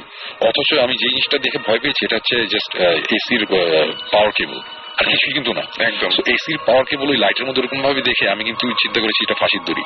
আমি যদি তখন চোখ বন্ধ করে যদি এবার ঘুমিয়ে যেতে পারতাম বা এক করতাম ঘুমানোর, তারপরে যদি উঠে পড়তাম সকালবেলা যখন অনেক আলো রুমের মধ্যে বা এরকম একটা সিচুয়েশন যদি হতো, আমি কিন্তু সারা জীবন বলতাম যে আমি একটা জিনিস দেখেছিলাম, আমাকে একবার মারতে আসছিল, অলমোস্ট আমি মারা গেছিলাম। অ্যাকচুয়ালি কিন্তু এটা না, আসলে এটা আমার এই কথা বলার কারণ হচ্ছে এটাই যে আমরা অনেক সময় অনেক কিছু দেখে অনেকভাবে ভয় পাই, বাট এর মানে এই না যে এর পিছনে কোনো সুপার ন্যাচারাল বা কোনো ব্যাড স্পিরিট অথবা জিন ভূত এগুলোর কোনো ব্যাপার আছে। মোস্ট অফ দ্য কেসেসে কিন্তু এগুলো থাকে না। যেসব জায়গায় থাকে ওইসব জায়গা নিয়ে অ্যাকচুয়ালি আমরা ইনভেস্টিগেট করার চেষ্টা করি, ওইসবের জায়গার গল্প আমরা শুনি, শুনে এগুলো আমরা এখানে বলার চেষ্টা করি বা এক্সপিরিয়েন্স করলে বলার চেষ্টা করি। এবং যেহেতু এইসব জিনিস ওরকম প্রত্যেক দিন আমাদের 6-7টা এক্সপিরিয়েন্স নাই, সেহেতু অ্যাকচুয়ালি ভূত এফএমে আমরা 2-3টা বেশি গল্প আমরা বলতে পারি না, এই কারণে অ্যাকচুয়ালি ব্রেক নিয়ে কিছু গান দিতে হয়। ওকে, আপনারা এই জন্য কিছু মনে করবেন না। ওকে, থ্যাংক ইউ সুমন ভাই। তবে আমি একটা কথা বলবো, সেটা হচ্ছে শেষ করতে হবে আমাদের। ফিরে আসবো আবার আগামী শুক্রবার ঠিক রাত 11:59। আগে রাসেল খুব ইম্পর্টেন্ট একটা জিনিস, তুমি সবাইকে একটা ছোট্ট গিফট দিয়েছো, জাস্ট বিকজ আমি লেট এসেছি নিশ্চয়ই আমার গিফটটা আমাকে দিয়ে। হ্যাঁ, অবশ্যই দেবো, অবশ্যই, ডেফিনেটলি। এবং তার আগে একটা কথা বলতে চাই, সেটা হচ্ছে আজকে আমি সাকিব ভাই শিওর সুমন ভাই লাস্টে যেভাবে ভয়টা ভাঙিয়ে দিয়েছেন, আজকে অনেকেই অনেক সাহসী হয়ে অনেক ঘটনার সম্মুখীন হবেন এবং বেশি দূর এগিয়ে যাবেন, আগে অর্পণেশন হবেন। না না না, এটা আসলে মানে কি, এটা তো আসলে এটা কর, আমি ওটা করতে বলছি না, বাট আমি বললাম আর কি সবকিছু সবসময় না, কিন্তু আজকে কিছু কিছু আমরা এক্সপিরিয়েন্স পাবো আশা করি। মানে অতিরিক্ত সাহসী হয়ে যদি করেন তাহলে আমাদের জন্যই ভালো, কারণ আমাদের এরপরে যে ইমেল গুলো আসবে সেগুলো খুব সমৃদ্ধ ইমেল হবে এবং যে সমস্ত SMS গুলো পাবো সেগুলো খুব সমৃদ্ধ SMS হবে। এবং আপনারা আসলে চাই এরকম সাহসী হয়ে উঠুন এবং বেশি বেশি সাহস সঞ্চয় করে ভাবুন যে সবকিছুই মিথ্যা, এভাবে আরো অনেক বড় ঘটনার সম্মুখীন হন এবং ভূত এফএম আমাদের শেয়ার করেন, যাতে আমরা আরো বেশি রকমের আপনাদের কাছ থেকে ইনফর্ম হতে পারি। অলরাইট, আমরা শেষ করছি, কারণ ঘড়িতে অলমোস্ট সময় 2:01 ঘুমাতে হবে আপনাদের সবার এবং সুস্থ থাকতে হবে। সবার আগে ভূত এফএম শোনার জন্য প্রথম শর্ত হচ্ছে সুস্থ থাকতে হবে। আর শুরু কিছু একটা আমি জাস্ট লাস্টে দুটো কথা বলি, সেটা হচ্ছে আমি দুজনের কথা বলি। একটা হচ্ছে মুইজ আহমেদ আর একটা সাজিদ হাসান সিফা। ওদের পরীক্ষা, তারপরে তারা ভূত এফএম আজকে শুনেছে most probably, thanks for that. কিন্তু আমার কথা হচ্ছে পরীক্ষা খারাপ হলে আমাদের কোনো দোষ নাই এবং পরীক্ষাটা কিন্তু ভূতে দিবে না, পরীক্ষাটা ভূতে দিয়ে দিবে না। এবং ভূতের ভাবে যদি ভালো করে ফেলে তাহলে তো খুব ভালো, তাহলে আমাদের ক্রেডিট। তো সেই ভূতের ব্যাপারগুলো ঘটুক, ইনশাল্লাহ সেরকম ঘটবে। 2:01 বাজে সবার ঘুমাতে হবে। আর সবচেয়ে বড় শর্ত যেটা, সেটা হচ্ছে যে ভূত এফএম শোনার জন্য সুস্থ থাকতে হবে। ভূত এফএম শোনার জন্য যে বাড়ি থেকে অনুমতি পাওয়ার জন্য, ভূত এফএম শোনার জন্য আগে থেকে পড়াশোনা সবকিছু গুছিয়ে রাখতে হবে। তো শেষ করছি ঘুমের গাড়ি দিয়ে। ঘুমের গাড়িতে চড়ে আপনারা সবাই ঘুমিয়ে যান, তবে সেই ঘুম ঘুমাবেন না। টাটা।